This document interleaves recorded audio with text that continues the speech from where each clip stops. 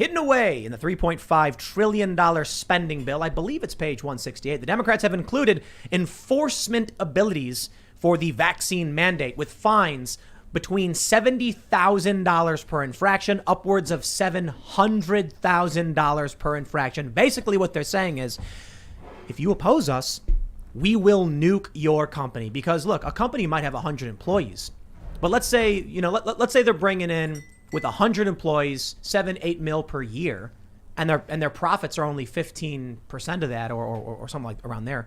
They're basically saying, if you don't do as you're told, we are going to absolutely destroy your life. The suffering is the point.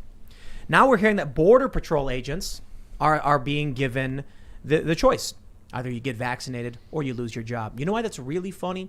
Because they don't have the same standard for the illegal immigrants the Border Patrol agents are trying to stop.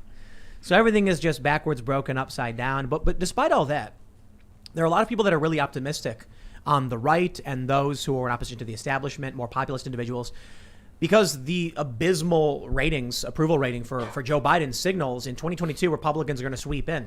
The only problem with that is, like, who expects Republicans to do anything? So we'll talk about that. But we're hanging out with the Illinois boys. That's right. We got Jack Murphy. I actually decided to come back. And my friends, I just want to, just so everybody knows. Against my wishes. We are giving Jack a 40-year scotch to make sure we have a great show. I refuse. I will have none of this amazing, delicious, world-famous, incredible, best scotch I ever had. I'll have no more of it. Is it the best? He didn't have a sip of it before the show. Yeah. It was pretty good. It was pretty good. But I made it back. Tim, I got a lot of messages. They said to me, it's been a good run on Timcast there, Jack.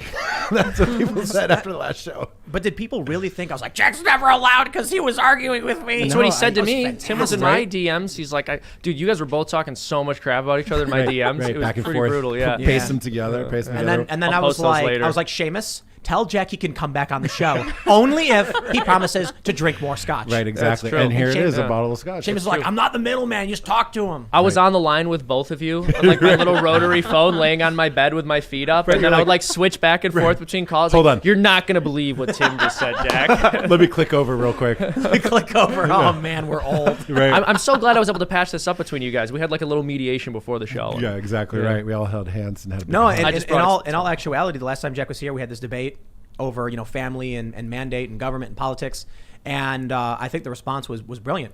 It was just a lot of people either agreeing with one or the other.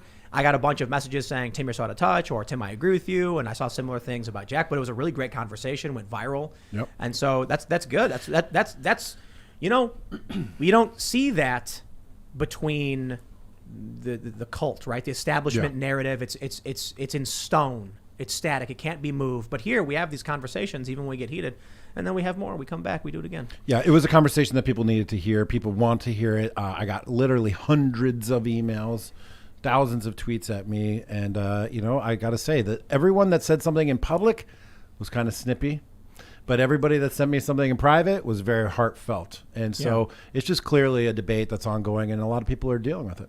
Yeah, I was surprised. Like how I was like, whoa, we're amazing. It was epic. Yeah. Well, let me introduce myself in case anybody forgot who I was. I'm Jack Murphy, and we're doing this really cool thing called Jack Brunch. We're traveling around the country. We're having brunches on Sunday afternoon, right after church. Good. We scheduled at 1 o'clock, so Seamus, you come after church, come after Mass. And we had one in Chicago, and we just had one in Jersey City. We didn't do it in New York City. Why? Vax mandates.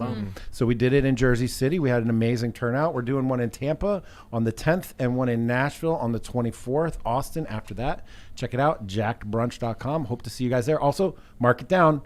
February 27th, That's right. Washington, D.C. I'm committed. The final stop on the tour is going to be lit. JackBrunch.com. Right on. We also got James Coughlin. That's right. That's my real. He just dead named me. I thought we were past that. I was like, I'm gonna go with an edgy, weird performer name, and we changed it to Seamus. But Jimmy McNamara. good old Jimmy Mac. That's what like half my cousins are named. Is what almost everyone in Chicago is called. We were talking about this before the show. Am I gonna spoil the cast castle if I let people know what the conversation was? Oh, that was the we'll let green them room. watch it. That Was the green room. Okay. Yeah. Well, anyway, I'm Seamus Coughlin of FreedomToons. Happy to be here with my Illinois boys. This was put together on late notice. Somebody tweeted me saying, at Seamus, at Jack, look, I saw this sign while I was traveling that said Illinois on it. It reminded me of the Illinois boys. I was like, we're getting back together. Here we are. And The here band we is are. back together. Yeah, Band's back together. That's right. I've been giddy about it for about 24 hours. Had to restrain myself from tweeting it out until about 10 minutes ago. We wanted it to be a little bit of a I noticed surprise. that you actually dressed. And, Yeah, this time I did. and you're actually wearing pants. Yeah, but don't think too deeply into it. My pajamas are dirty. Yeah, this is my last case scenario. I wear jeans if everything I else went is dirty. to I went to Ian's room to tell him that Seamus was coming back with Jack, and he was sitting in his yoga pose, levitating in the middle of his room, light emitting from his eyes, and I was like, it was a loud boom, and I'm like, Ian, like through the void, I could hear him. and then I was like, Seamus is back, and then he lands, and the light fades, and he was like, oh cool. So And then I got to jump in the shower. I'm the only person I'll shower for. It's lovely. Well, How about I didn't shower today. How about great. we'll get into the news before we get started. We've got a sponsor, my friends. We have BioTrust's amazing Eternal Reds. Just go to drinkrightfeelwell.com. You can get 51% off of your supply of Eternal Reds. What is this? It is a powdered and pulverized blend of 8 super fruits, beets, and berries with 250 milligrams of vitamin C. So if you're not getting those superfoods, those veggies, those fruits, those good vitamins, you get this stuff. It's really amazing. You know how I view it? It's kind of like we were talking about, like what do you call it? Flavor Healthy aid? Kool-Aid? Yeah. It's like I just mixed it into my water. We actually made a special little cocktail with it before, and I feel amazing. I think it's the vitamin C, to be honest. I mixed it into my water, and without even thinking, I sucked it all down. I mean, it's just so good. It's delicious. I think, but for me, it's like you get more vitamin C. You're getting the vitamins you're not getting. So if you want to be healthier, you go to drinkrightfeelwell.com, 51% off. And BioTrust says you get a 60-day money-back guarantee, free shipping on every order, over $50 in gifts with every order. And for every order today, BioTrust donates a nutritious meal to a hungry child in your honor through their partnership with NoKidHungry.org. To date, BioTrust has provided over 5 million meals to hungry kids. Please help BioTrust hit their goal of 6 million meals this year. You also get free VIP live health and fitness coaching from BioTrust's team of expert nutrition and health coaches for life with every order. Their new e-report for free, the top 11 foods that boost circulation. And again, 51% off over at Drink Right, Feel Well. Guys, I'm a big fan of BioTrust. You probably realize we have 3 different products we carry from them because we actually like all of them. The collagen we do, the keto stuff we do, that was like, they came to us like, what do you think about it? We're like, this is really cool. We got sent this sample, and we have Chris, who's the executive editor for Timcast.com. He's a bartender, so he made this mocktail with this healthy drink. And I'm like, dude, I would love to shout this out. This is awesome. And I'm just I'm grateful to them for sponsoring a show, especially considering all the political riffraff and craziness. So seriously, thank you, BioTrust. I got to say, every time I crack the bag open and take a big breath of it, I feel it in my lungs. It's so good. Michael Malice was on the show, and he's just he's a beacon of insight. And he said when we were doing one promo, he's like, guys, like these are the companies that are supporting the free thought, the free That's inquiry. true. These are the companies you need to be supporting if you're going to be looking for any kinds of products like this. But don't forget, go to timcast.com, become a member. We'll have a member segment coming up around 11 or so p.m. Plus, man, we've got so much going on because of your support. We've got 2 nonprofits because we're not in this for the bucks. We're in this for the mission. So we've got one is going to be about fact checking and doing journalism, fact checking the fact checkers. One is building network technology that is open source and free that can allow people to make a living and connect with the social network decentralized. So with your support of timcast.com, this is what we're funding. We're absolutely trying to build things outside of the for-profit model, even though we should be capitalists. I think we're doing well, but we want to give back. We want to make something that's long lasting. So again, timcast.com. But don't forget to like this video, subscribe to this channel, share the show with your friends. All right. Now that we're done with all of that, let's read news. The audience can practically repeat that back verbatim. Verbatim. Tim, Oh, yeah. It's funny. You were mentioning fact checkers, and earlier you were also mentioning that migrants were not being tested or being allowed into the country without being tested for COVID. And we have different standards. I didn't say that. Oh, no? No, I said they don't have a vaccine mandate. A vaccine mandate. That's right. That's right. You're correct. Some of them are being I tested. got that. No, so I got that tangled because I was reading a Snopes article which rated the claim false that illegal immigrants are being let into the country without COVID testing. It says mostly false. And then when you read the section that says what's true, at the bottom it says there are also many reports of lack of testing in ICE detention centers. So like they literally are letting people in. But they find a way to spin it. The way they spin it is Well, they're not behind the surge in cases across the country, which isn't the claim that they say they're debunking. Right. We had Jorge and Sognick on the other day, who were literally down at the border, who would literally stand in front of these people and say, "Were you tested?" And they go, "No." Like, why would they be? But it's that specific issue, and we'll get to this story in a second. Is Border Patrol agents have a vax mandate, and the people who are just entering the country illegally, like. Yeah, well, and also like, all right, this country is doing fine, I guess. Like the idea that you could just adequately test 220,000 people per month pouring over the border, that's incredibly difficult. Like no one's going to slip through the cracks. Yeah, exactly. This country's busted. Well, let's read about this over at Forbes. We got the story. Biden's vax mandate to be enforced by fining companies $70,000 to $700,000. Yo, Biden declared this by edict. $14,000 fine per infraction. Now it's 70, and if it's a willful, repeated infraction, $700,000. Insane. What, is this got passed in that $2,500? Is this proposed? 2,500 page bill? It's in the $3.5 trillion spending bill. Okay, I feel like they are deceiving us to pass laws now. That they are now? Yeah. Is that really? As of this moment. Now, yeah. Are Well, you they've sure? been doing it, but now Ian, I feel come like on. it. That's a little crazy. That was No conspiracy theories here, guys. They're sneaking it in.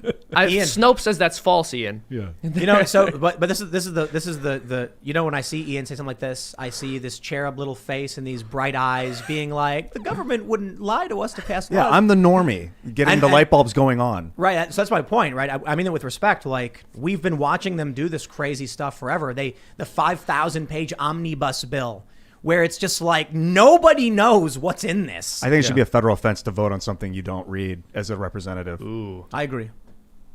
Yep. You want to pass a law, But then they couldn't make their required to read it. bills thousands of pages long. You Well, know? they could, but you just couldn't vote on it. Okay, so this is an actual piece of legislation that's before the Congress at this moment in time. Oh, they voted. Actually, I don't know if they voted on it yet. They voted to suspend the debt limit. Right. So this is one of those What a things they're shock. going to go through reconciliation or whatever. I don't know Yeah, what this is all the the reconciliation parliamentary spending bill. processes are, but at least this is going before Congress.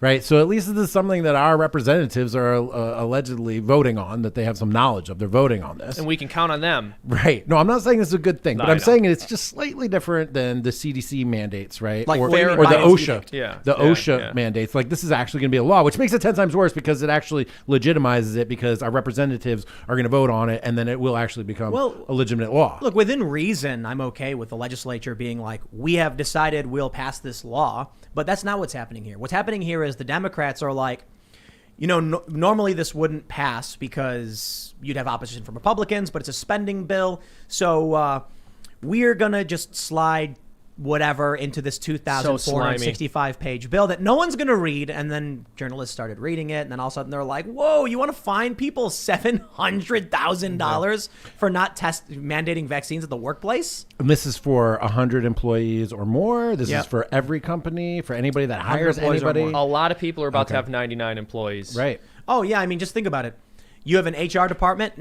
You spin them off into a subsidiary HR company. Or like you were saying, Jack, Interesting. a lot of people are going to hire like Indian citizens, people yeah. from wherever in the world that's not the United States, because it doesn't fall under the same sort of mandates. Right. I mean, if you wanted to ask me, I would then open up a business overseas. I would live here in the United States. I'd domicile it overseas. I'd have all the intellectual property over there, and I'd have that company hire people from wherever remotely.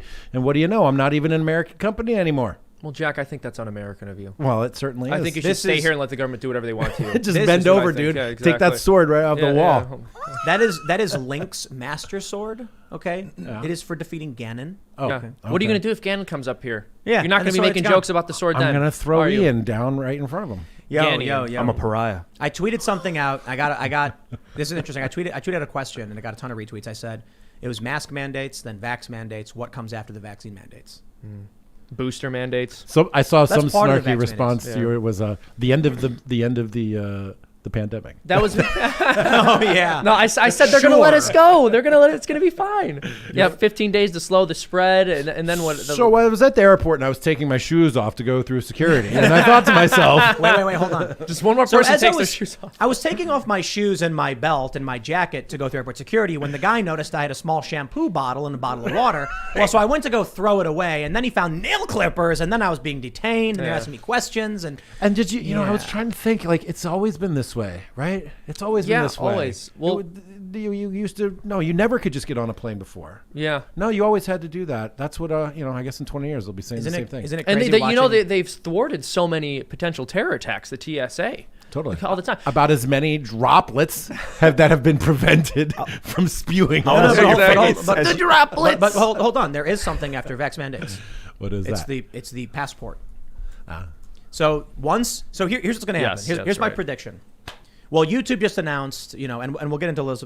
We'll maybe talk about a bit more censorship in a minute. But they announced they're banning all this, anything that's anti-vaccine or whatever, because they go through, they take routes. The establishment, whether intentional or not, this is the way authoritarianism flows.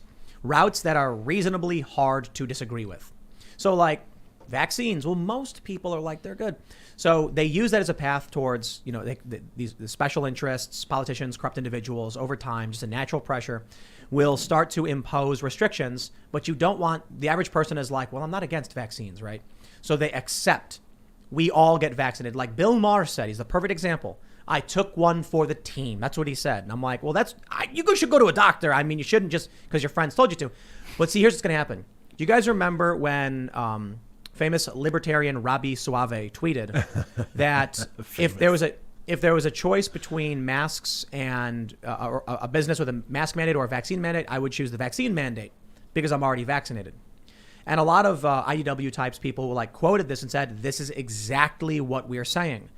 It's not unreasonable to get vaccinated. Most people are like, okay, I'll do it. So you get someone like Bill Maher saying, sure, why not?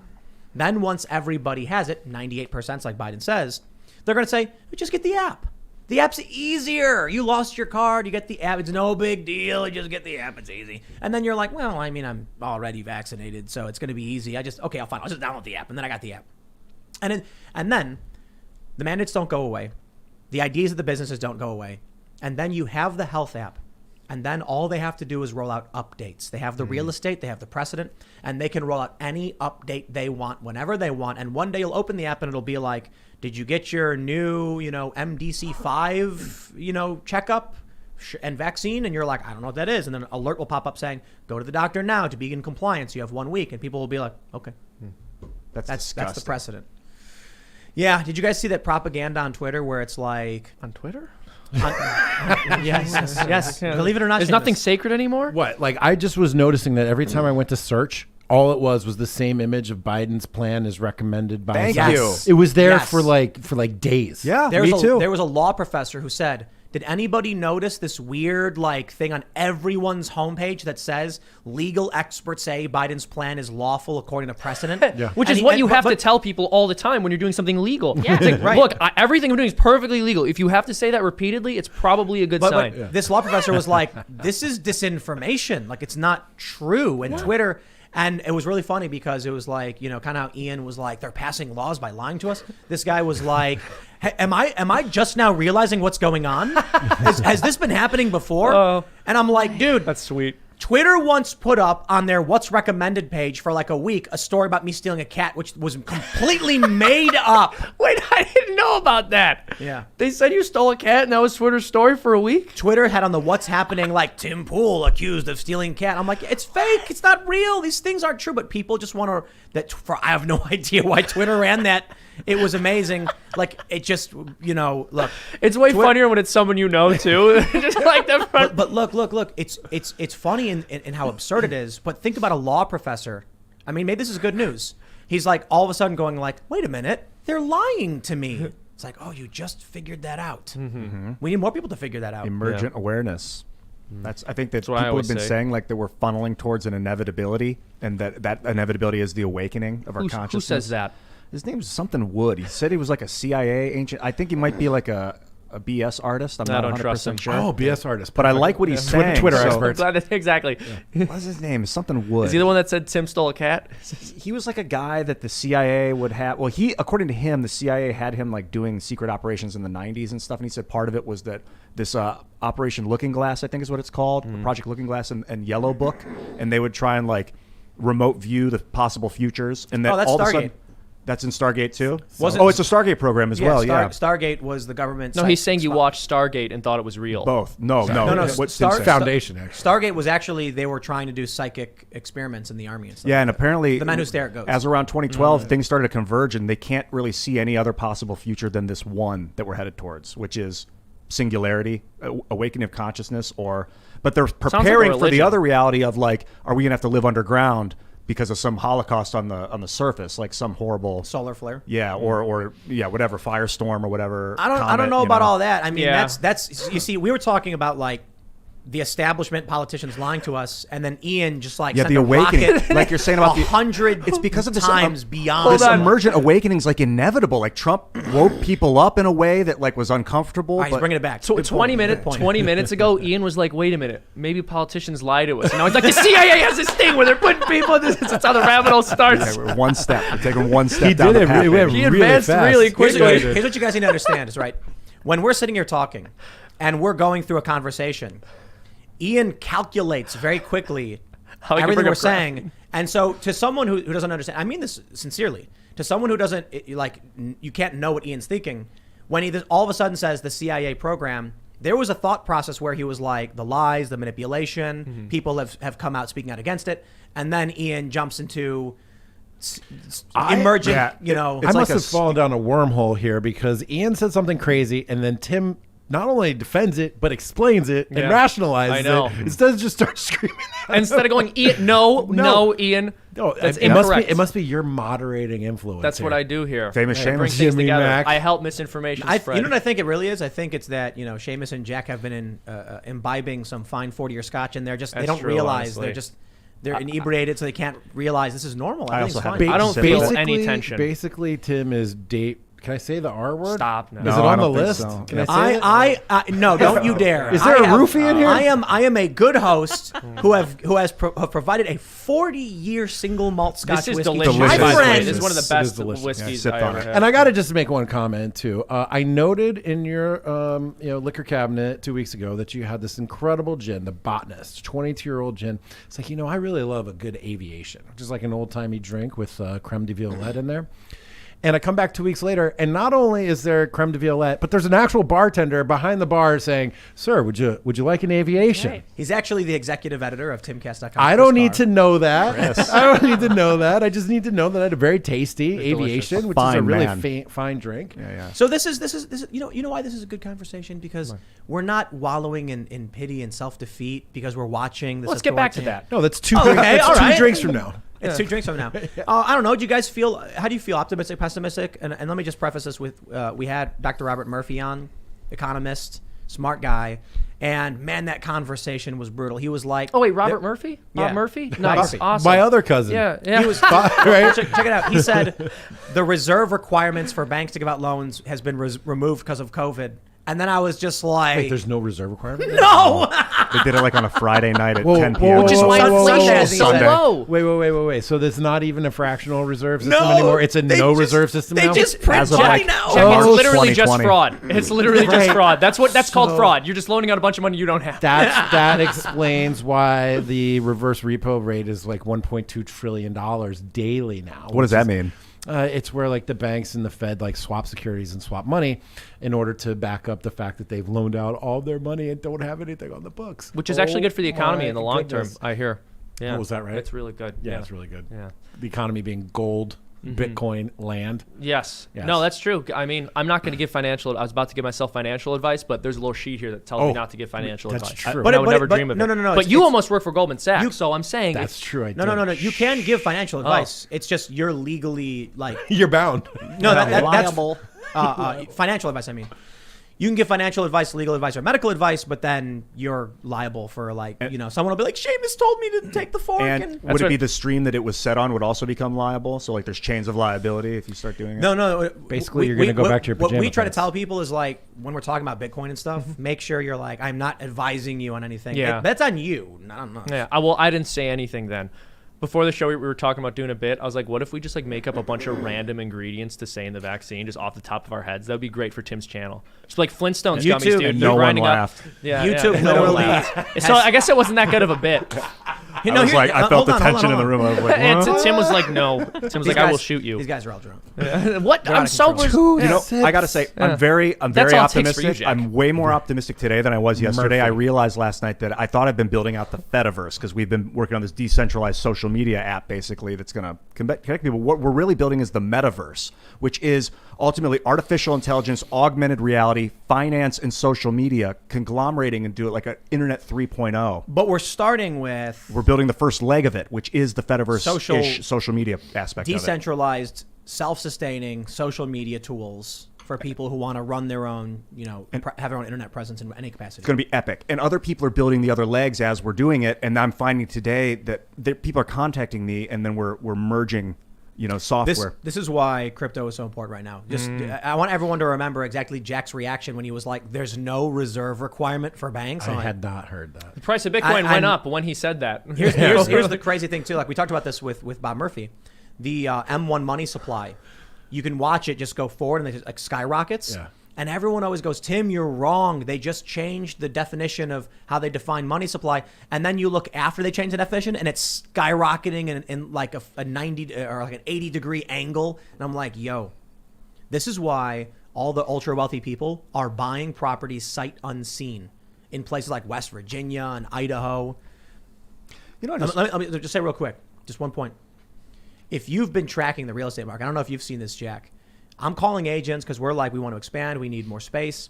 And the stories I'm hearing, agent says, I got a call the other day. They said, I'll take it. And I was like, do you want to set up a meeting? Do you need financing? They're like, no, I said, I'll take it. And they're like, do you want to see it? No, I said, I'll take it. Where do I wire the money? Like that. Because people who live in these big cities who have cash know the cash is worthless. And they're like, I need to get this in something that's a guarantee. Land. Land's a guarantee. For the most part. I bought a bunch of what if Pardon me, I gotta go. Yeah, no, but go then buy the some question land. is, so I think we would all agree that inflation's occurring and is going to get worse, but the question is, will the real estate bubble outpace inflation? People got to live somewhere. Yeah. So I think, yes.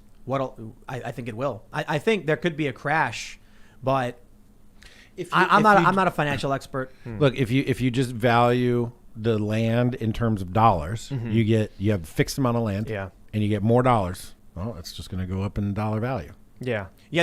But if it's a bubble though, and that bubble pops, and then the property's worth significantly less. Right. The bubble in 2008 was because there was lax underwriting standards. You could get loans if you had no income, you had no assets. Yeah. You could lie about everything, ninja loans, etc. So that was a bubble created through a lack of underwriting and regulatory oversight and stuff. This is just straight price inflation because there's just more money chasing a fixed amount of product. And so you are giving me financial advice. I am just Former clearly Goldman talking Sachs. about economics. That's it. In finance. I'm thinking Almost the same thing. I'm looking at crypto. I'm looking at crypto prices. I'm looking at the manipulation of the crypto market. I'm just thinking. My attitude is, man, I do not want to have U.S. dollars. Yeah, last night I went it. on a rock and stone frenzy and bought a bunch of opals. And I was like, wow, have you ever looked at an opal? It's silicon dioxide in water. Because they always Seamus, say, help. if you're going to invest, What are you talking if about? you're going to invest your money, invest it in gold, silver, jewels, like gems. Gems are legit. Because I don't know, something about looking hear into you. a gem, like a really unique gem. Man, that is Maybe. that's Just transformative. please don't let that be your financial And land. But I was like, land or gems? Well, let's do both. No, Land. I'm giving you a hold hard on. time because you caught me very off guard there. I've never heard someone say that they're like investing in Gems. stones. I was like, oh, I'm Ian. investing in gems. I didn't realize it until after I was doing it. I will say maybe to that. Yeah. Assuming the system exists and inflation Sorry. happens, then the value of these items will go up along with the value of most items. Buy for $80, sell But- for $5,000. And you know what, There's dude? nothing like it on earth. And you know what? I don't think people are rushing for that the way they are for gold or silver. Exactly. or land. So maybe. I laughed at Ian, but now I he's got a laughing lot at of me. cheap opals last I night. want everyone to just remember, it's going to be in like 5 years. You're going to be on the side of the road going like, I need opals. And Ian's going to walk up with I got your opal. a shiny suit encrusted in opal, spinning his opal cane. And he's going to be like, I got your opals Some right here, opals $50. contain up to 30% water.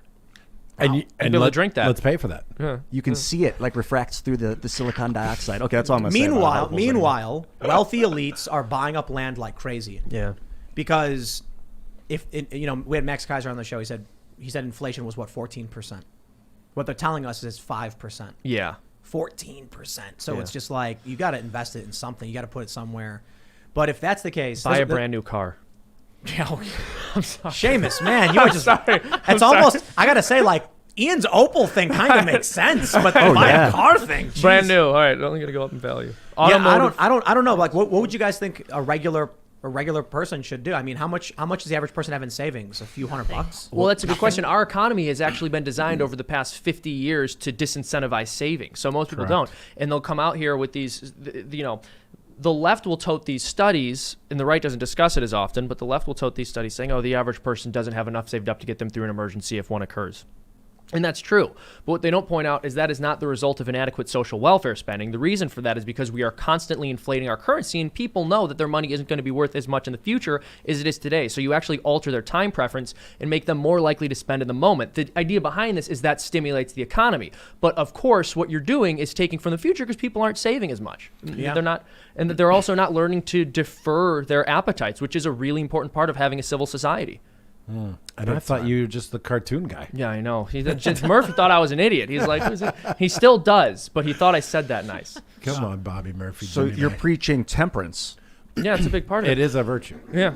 We talked about virtues. Is that the- Well, it's because here, I'm just going to say this. I know that personally, I don't really have expensive tastes besides the stuff Tim pays for, So I save a lot of my money. No, I mean, I'm serious. I don't really have expensive tastes. I save a lot of my money. And now I'm looking, I'm saying, like, for the past 5 years, I've lived beneath my means and basically saved everything, and that hasn't done as much good for me as I thought it could have. I should have been spending that stuff on assets that would increase in value over time. Well, you don't spend on assets. Yeah, you're right. You invest. You invest. Well, but the thing is, even if I was just buying stupid short-term pleasures, in some ways, if inflation gets bad enough, that almost would have been better. Right, because you won't be able to afford it with that same amount of money. What if you bought a house at 3.5% or something? Yeah. Or 5%, and inflation's at 14%.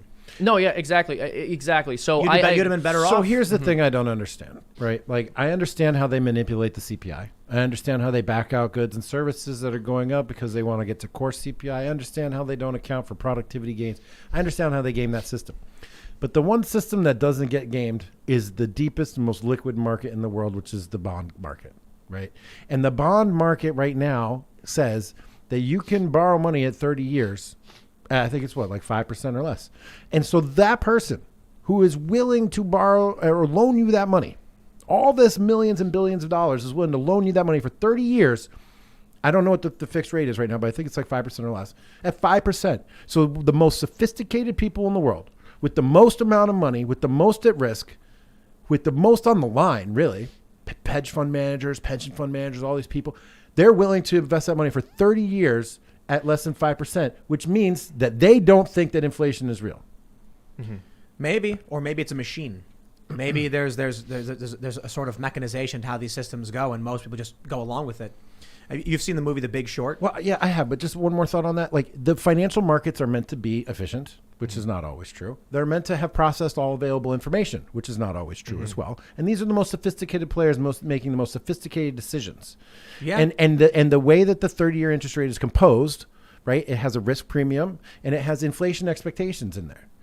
So you've seen The Big Short? I sure have. I lived The Big Short. Amazing I lived movie. That. I was in real estate then. I was in fixed income. People know that. People knew this was bunk. It was broken. It didn't make sense, but they didn't care. The machine was chugging along. Well, I think they thought they could probably, and I think people assume I can still pull money out of a broken system in the short term, so I'll throw something into it and I'll just get out before it crashes. They think they're going to be able to do that. Right, but when you're loaning money away for 30 years, you're locking yourself in for 30 years. Yeah. This is a guy. These are people that have billions and billions and billions of dollars, and they're like, I'm going to give it to you for 30 years, and you only have to pay me 5%. 5% total on the capital? Yes. Wow. So there's no built-in inflation expectation in long-term interest rates. Well, hold on. Which is peculiar. If you hold $100 and inflation happens and you lose buying power, you lose. If you lend out $100 and then 30 years later, well, they only pay you 5%, but if inflation's 10%, you're losing. But either way, but you it's lose. still better. But it's still better than just holding on to the money. Yeah. Right, but there are these people are very smart. There are inflation assets that respond well to inflation, like real estate. And they probably do have investments in They that. probably do both. I think it's a way to hedge your bets. It's like a little bit of a safer way. Even though you don't get as much of a return. I think what we're saying here is that the bond market is inefficient. That's the only conclusion we can be coming to. I don't think, I think people need to understand what money means to billionaires and to these even high millionaires, Means never having to say you're sorry. they don't think about $100,000. They don't think about a couple $100,000. No, you think they do. They don't. It's acceleration. It's Bro, a form of acceleration. I've been to Lausanne. Is that the name of the city? Right, in Switzerland. Lausanne. Yeah. Lausanne. Yeah. I have been in the penthouse suite of a billionaire, and it was just like they have this $50 million Swiss property that they just don't care about. Sure, but And it was like it's an asset. It's stuff- gaining in value. Right. They're fine with that. Yeah. So when they're looking at bonds, they're probably like, got to invest in something. It's better than holding cash. It's entirely possible, but it is the most liquid, the deepest, and meant to be the most efficient market on the planet. So it's meant to reflect the sum total wisdom of all the financial players in the world. It turns out they're not that wise. Look how 2008 turned what out. we're- Yeah, they're not that wise. That's probably it. I'm not disputing. Again, I'm going to get in trouble with this. I was asking you questions Well, about. we're not disagreeing I with was you at asking you all. questions about Millie last week, or last time, and people were like, "You should have heard the way Jack was shilling for Millie. He's a traitor." I was like, "Dude, I was just asking some questions." About and by chain the of way, command, nuclear chain of command. And That by was the legit. way, the very next day, I had on Kash Patel, the chief of staff of the Department of Defense, and asked him those questions in particular, just to get the whole thing out there. But no, it's just fascinating to me to see that maybe the financial system is broken. So like that's what I'm if saying. you could take a loan, a bond loan of $1 million, and then invest that at 5%, invest that into something, and then double your money. Well, no, that's the guy. That's the smart guy. You're on the other side. You're saying I want to borrow at 5%. Heck so yeah, I'll borrow. They're at 5%. just loaning out at 5% because they have access to infinite. No, they don't. These are private individuals. These are institutions. heck? These are pension funds that are investing their money in, say, the United States government, right? All these people are loaning the United States government money at less than 5% for 30 years, knowing that they're going to take a bath. I don't know. Maybe it's an illusion. I don't know. All of it is just kind of Bro, screwy. look. All I know is I'm Look, I'm just- getting more real estate. I have real estate. I'm Smart, getting more real yeah. estate. Yeah. Oh, wait, and- no, I and- didn't just say that's smart because that might be construed as financial advice, and I would never give that. Just construed No, as look, love. we're expanding. We're buying land, and maybe it's a bubble. I really don't care. The last thing I want to do, watching the so the M1 money supply spiked because they said savings are unrestricted now. Savings accounts used to have limits. You could only transfer a certain amount of times. That's right. We talked They about got this. rid of that. Yeah. And so I was at a bank recently, and they were like, "Do you want to open a savings or a checking?" And I was like, "Does it matter?" And they were like, "Well, I mean, it doesn't matter anymore." Oh, you know what? I just noticed that I transferred money out of my savings account, and usually it says you can only transfer 5 times a month or whatever, and it didn't say that. Dude, You're right. They removed the gates that were restricting the flow, and now it's just Sploosh. unleashed. And rich people are snatching up assets like crazy, and poor people are going to be left holding an empty bag. And this is what we were saying was going to happen years ago, right? I mean, I did a cartoon about this. Rich people got all the money from the ballot. They got these incredibly low interest loans or no interest loans. And then what they were able to do is buy up all the assets from small businesses that shut down because they had to go through the SBA, which was processing over the course of 2 weeks what they're used to processing over an entire year, or like 10 times what they're used to processing over an entire year. So a bunch of small businesses shut down. The millionaires and billionaires are able to buy all that stuff up. Yep. And then we end up with a massive consolidation of corporate power, and people so go, it we goes. need to tax the 1%. And so it goes. And It's like, no, they made this problem. And look at the lockdowns, the destruction of the small business. And now they're saying we're going to fine you. These are still technically small businesses with 100 employees, but now they're coming after you. I mean, it is legit. But there's so many weird forces at work too. Like right now, if you've got a renter in your property and they're not paying rent, you can't kick them out. So Yeah, imagine no, all you of the can't. you can't. Yeah, that ended. The CDC The Supreme foreclosure. Court issued did another it? ruling and said, but either way, the second time Biden came out, Yeah. you could have still evicted. And Gotcha. so I'm hearing these stories where people are like, Biden said you have to get a vaccine. It's like him saying something means nothing. You'll go to a court, and the courts will side with the Supreme Court's decision. So when the Supreme Court says Biden, you can't do it, it's illegal. He can say it. You go to court and you'll be like, Your Honor, I'll cite the Supreme Court, and they'll be like, okay, agreed. Right. Biden's words are meaningless. So you're saying right now, officially, the foreclosure thing is done. It's gone. Yes, it really just depends on your jurisdiction. There's probably local judges who are going to be like, I'm going to say no, you can't evict. And, Gotcha. But the Supreme Court's now said it twice. Right? Interesting. But let's talk about the state of this country. Yeah. We got the story from Timcast.com. RNC sues 2 Vermont towns for allowing non-citizens to vote. The governor's veto of the measure was overruled by the state's legislature. They say Montpelier and Winooski recently altered their charters so non-citizens who immigrated legally could vote in municipal elections. How's that for you have no country? That's like the opposite direction of where I want to go. I want you to have Thank to you. live there for 4 years before you can start voting there. Something Wait. like that. At least could you be a citizen first? Yeah, How about that? You got to be a citizen and have some residence in the area where you're voting. Wait, God. can you please say that to me one more time? Did you just tell me that there are jurisdictions in the United States where it is now legal to vote if you're not a citizen? Yes, there are many actually. There's a lot of them. I think Sacramento's got a couple. San Francisco's got a couple. Those are municipal elections. So there's like school board and stuff like that. Yeah. Look. The left will come out and be like, it used to be in this country you had to be a landowner to vote. Those bigots, and it's like, yeah, that's a good system. Let's just break this down real quick. You're in the middle of the woods. There's a bunch of people walking around, and you're like, all right, we're gonna have a vote on what to do about that tree that fell down.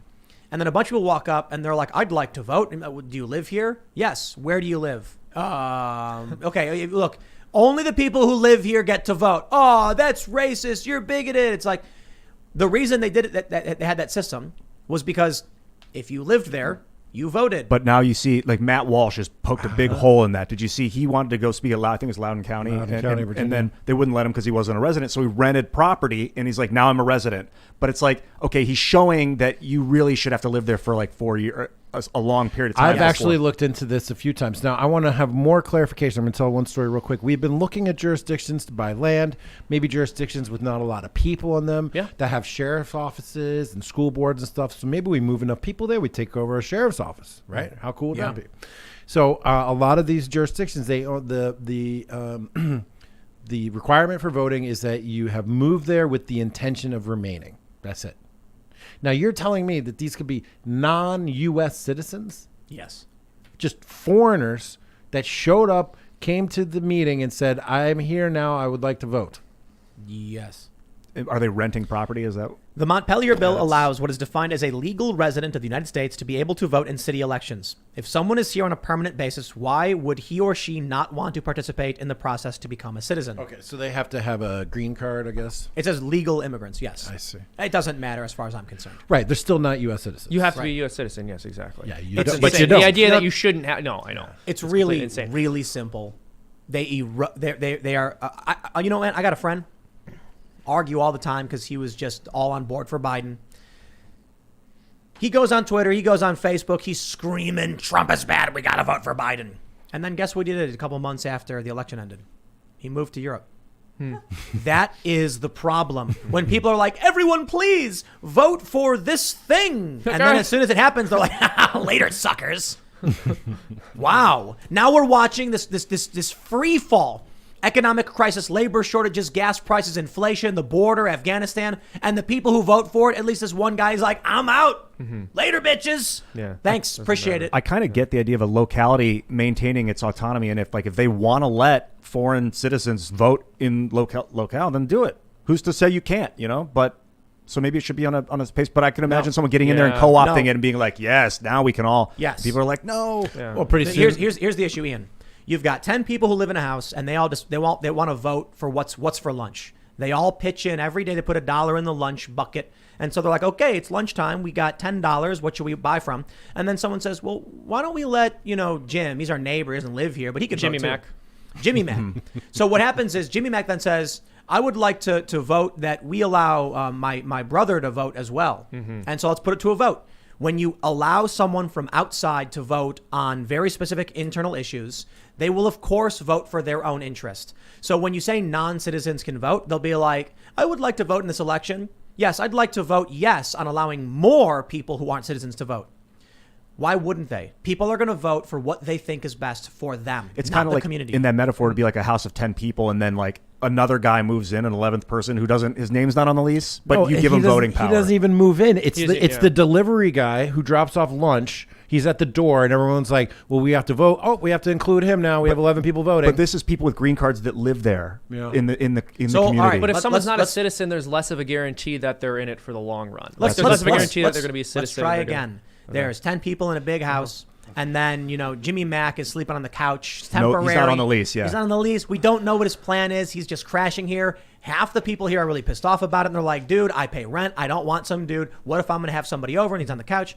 And then they're like, okay, we all pooled our resources to buy a dinner. Well, he's here. He should be allowed to vote on what we eat. And you're like, oh, come on. And then what happens is there's a meeting in the house and they say, who should be allowed to vote on what we eat?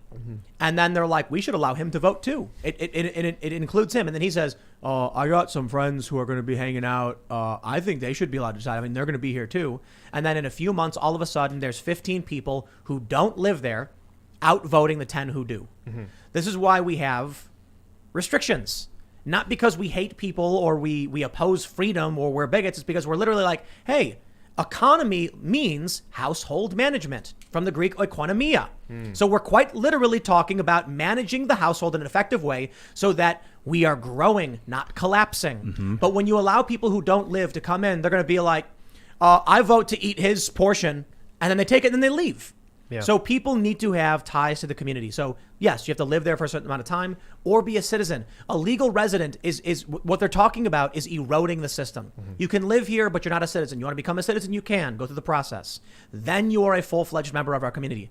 We're going to allow you to stay. So if someone wants to crash in my house and sleep on the couch for a little bit, that's fine. But they're not going to be voting on what, cable provider we're going to be getting. If they want to move in, put a deposit down, pay rent, we'll talk about them being a full resident. Or you could say people with green cards have to go through a different process other than citizenship that will allow them to vote in their local community. I guess well, people no, would if, say but it's if you're getting not a a green card. citizen, I'm just saying if you're not a citizen, you should not be able to vote. And it's not as if granting these people who are not American citizens the right to vote in any election is going to be the end of it, and the left is going to go, okay, they have the adequate rights that we should be giving to non-citizens. They're just going to keep pushing to give them more voting power in other situations. They'll go, oh, see, we allow them to vote in local elections. Why not state elections? Why not national elections? Right. They do not stop. Right. The new federal requirement for voting in a presidential election will be, are you eligible to vote in any jurisdiction in America? Yeah. Yep. Yeah. And, and then when the Republicans are like, we don't think this is good, the Democrats are going to go, racist! They're trying to stop people voter from rights. It. They're suppressing voter rights. That's exactly what Dude, it is. it is absolutely insane when you look at how far our system of election has been eroded and destroyed. And now we're at the point where there's universal mail-in voting, which the left will tell you makes it easier for everyone to vote. It makes it easier for a whole, first of all. Including people who shouldn't vote. I'm not going to go there. I'm going to tell you this. When you live in a city with extreme population density, two activists can hit 1,000 doors, knocking on those doors, to advocate for their candidate, and a Republican would require 10 times the amount of distance and energy and money to cover because they're rural and they're spaced out. That alone should be a red flag as to why we need some kind of standard uniform process for voting that we actually assess. What I mean by that is it shouldn't be... Well, actually, I should rephrase that. It shouldn't be just this blanket, everyone gets to do X, because it doesn't affect every area the same way. Money is used differently in different jurisdictions. The reason why the Democrats are so dead set, one of the reasons universal mail-in voting is not because, and I know a lot of people on the right get mad about this, mass fraud or anything. That's not it. There's certainly issues. A guy got arrested, he had 300 ballots in the recall election in his car. He got charged with forgery. That stuff happens. But one activist for the Democrats can go into one apartment complex and secure 1,000 votes by advocacy, which is legal and normal. But a Republican in a Republican jurisdiction has to cover 10 square miles to get the same amount of people. Meaning, no matter, the Republicans have to spend 10 times the money or some exponentially greater number to cover that ground. That system does not work. How about first past the post voting doesn't work? We need ranked choice or a different system. I don't even know if ranked choice is perfect, but it's probably better than what we got. Yeah, it is. And then you have to go to a voting station, and there should be voting stations set up per population. So if it's in a big city and it's for every 30,000 people, you set up a one voting station. So that means in dense areas, you'll have 50, all within a couple blocks. And in rural areas, you'll have 15 within a couple blocks. Instead of just saying, we mail it to everybody. Yep. I was thinking, do we do it with one person, one vote? And the ranked choice kind of automatically does that. Yeah, one person, one vote makes no sense. It's not. I understand why the founders may have thought that made sense back in the day. It's a very simple system, but it ultimately results in people being like, I have no choice but to vote for this awful person. If you were able to actually be like, here are my values ranked out, ranked choice voting is better. It's not perfect. There are still circumstances in which people vote for the lesser of two evils. But I do think ranked choice makes more sense. I think Maine does it this way. I think I'm not sure. Maybe Nebraska. There's a couple places that are implementing ranked choice.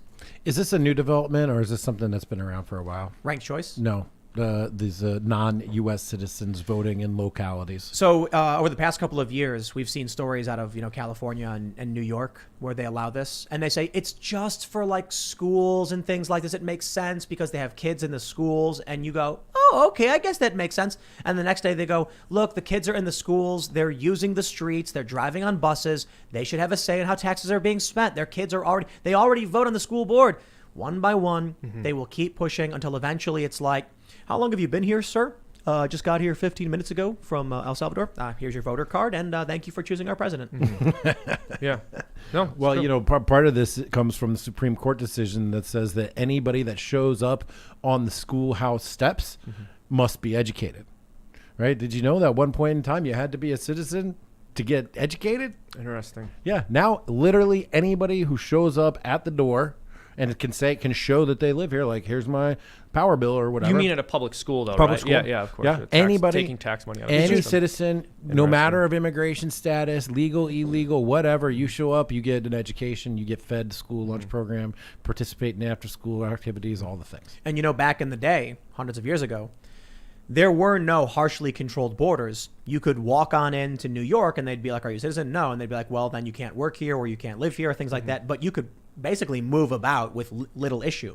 And now I think people need to understand the exponential growth in population and what that really means. It changes things. Yes. However, the point was you could be there and they'd be like, look, we have citizens. The reason they're citizens is because we know who's a part of the community, who's pitching in, who's doing the work, who's serving, who's being conscripted, who's in the fire brigade.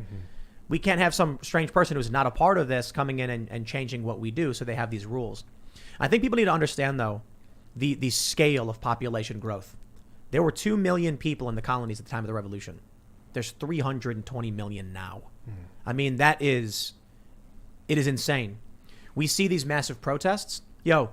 If an Occupy Wall Street protest, when they had 20,000 people marching through the street, if that group of people were marching on a battlefield, they'd be like, what great country has such a mighty force? It's like, oh, that's just a bunch of college kids who are bored. Yeah, right. And, and they'll be like, oh, so it'll be easy for us, except for their numbers.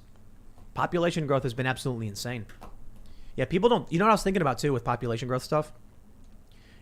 How many people did you know back then, hundreds of years ago, when there were barely any people? You'd know like 30 people. Well, and you also weren't connected to everyone through the internet too. So yeah, you didn't know about the people in the next town over or on the Exactly. other coast or around. Yeah.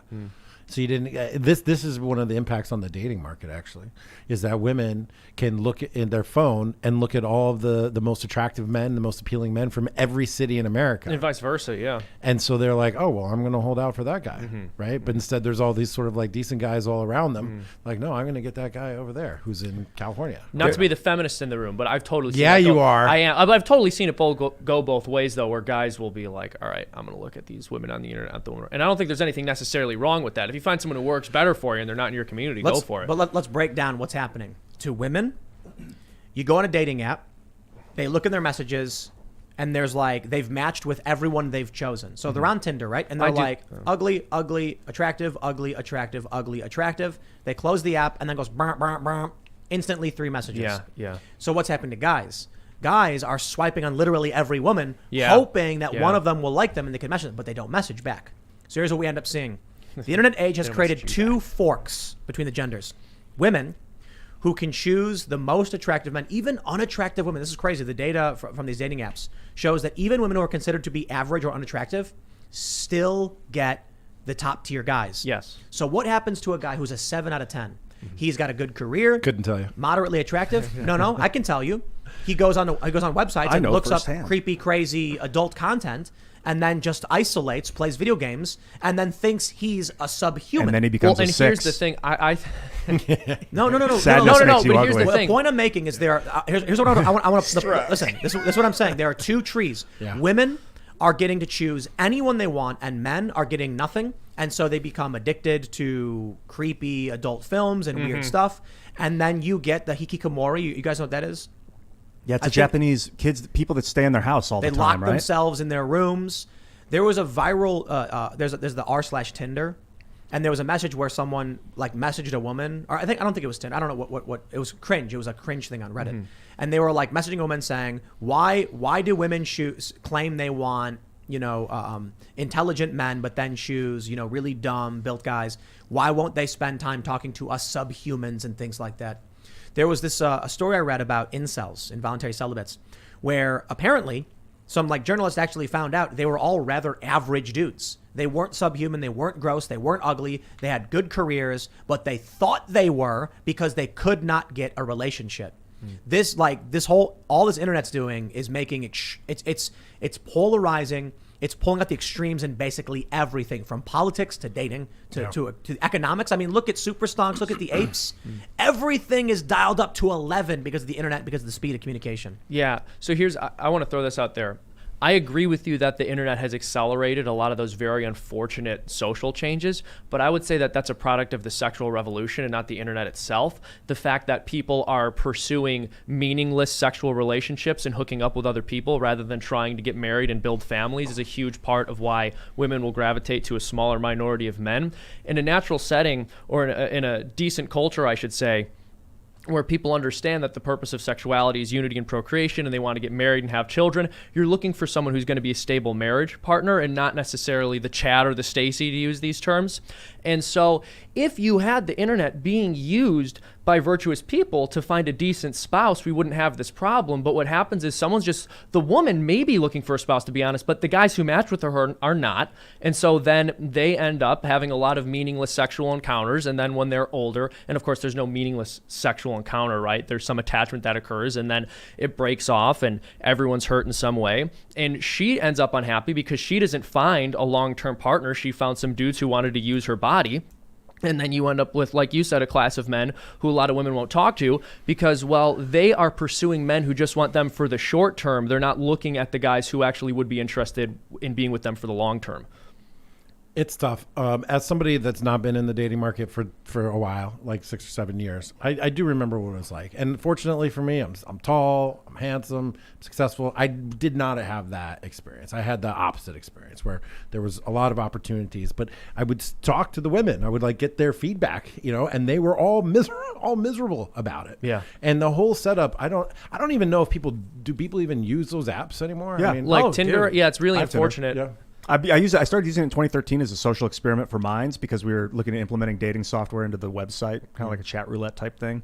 And then I kind of got addicted to it. I actually met a girl on OkCupid. We dated for 3 years. She's a good friend of mine to this day. And I still use it from time to time, but I feel so depressed and dirty when I do, and it's very ineffective, especially out in the country like this. Well, like the idea of just like swiping on people like that, Right, too. such a quick decision. Yeah. I mean, I met my fiance. We're getting married next year. I met her. We've been together over 7 years. I met her on OkCupid, and what was great about it is it was like a database. I could just be like, I like this thing and that thing and this thing and that thing and this thing. You've seen the studies. Back in the day, OkCupid was like you had a profile. Yeah. So you go on, and we're starting to see the emergence of these issues. OkCupid published a lot of data. Oh, I saw. They mentioned they actually deleted one. They had a story about incels and ugly men, and they said if you're ugly, you're out of luck. And then they took it down. OkCupid? Yeah. Yeah, well, they did a study where they found out, based on the way men and women were selecting, that men rate 50% of women as below average and women rate something like 70% of men as below average. Yeah, right. Yeah. Well, there was this little known fact, too, that OkCupid sorted you into the good-looking pile and the bad-looking pile. That's also sad. Yeah. Right? So, like, if you got rated highly enough, they just put you in this whole other category, and all you saw were other people that were highly rated. And so, like, I once started a second account and, like... Put up bad pictures of yourself. Uploaded pictures of me. Well, and right? then you're like... I started the second account, and I was like, wait, like, I thought that there was just nothing but good-looking women on OkCupid. And then I started the second account. I'm like, well, actually, that is not the case. Someone actually requested that we build dating software with the Timcast model. And I think maybe if we could do like open source, so you see the algorithms not forcing you to look at what it thinks you qualify for Jacked Brunch, okay? Jacked Brunch, come down on a Sunday afternoon after church. There's like 50 dudes. And a bunch of women, but 50 dudes, that they're in like masculinity, they're into brotherhood, they're into sovereignty, they're red-pilled, they're fit, they're strong, they make money, they're well-dressed, and some of them are single. Come on down. We'll matchmake. jackbrunch.com. Well, there's the other thing, too. Even outside of the internet, unfortunately, many of the social avenues available for young people are very nefarious. And a lot of that is because we don't have a church-centered community in this country anymore. And so people will go out to a bar or a club to meet someone, which is not necessarily where you're guaranteed to meet a high-quality person who's going to be interested in a long-term relationship. Yeah, I wonder what people's expectations are. And again, I have lived, like, I have gone through like a hedonist phase for many years, and I've explored all kinds of stuff. And I've come to the conclusion that for me, I want to be in a long-term committed relationship, and that's why I'm getting married. That's what you're made for. So I've tested all the waters, right? I've seen all these things. And I can't imagine like the people's expectations. Like, are they warped? Like guys think that they're going to be able to have a lot of girls and have hookups or whatever, or women think they're going to find their dream man. Like people's expectations and the whole approach to it need to be moderated, which they're not, because the guardrails of the healthy community, like you're talking about, have been totally stripped away, and people are just floundering about, sexual revolution, all these things. So I pulled up the blog from OkCupid, and it's what you see. Medium, error, 410. The author deleted this Medium story. And what was the Medium story? Well, there's an archive of it. It's not too hard to find. As you can see from the gray line, women rate an incredible 80% of guys as worse looking than medium. Very harsh. Oof. On the other hand, when it comes to actual messaging, women shift their expectations only just slightly ahead of the curve, which is a healthier pattern than guys pursuing the all but unattainable. But with the basic rating so out of whack, the two curves together suggest some strange possibilities for the female thought process. The most salient of which is that the average-looking woman has convinced herself that the vast majority of males aren't good enough for her, but she then goes right out and messages them anyway. Well, I'll say this, though. I think because they're rating men based on their appearance, I think women are much more likely to be with a man who they don't see as being inordinately physically attractive because they like his personality. I think that's way more likely to happen. Yeah, or his status.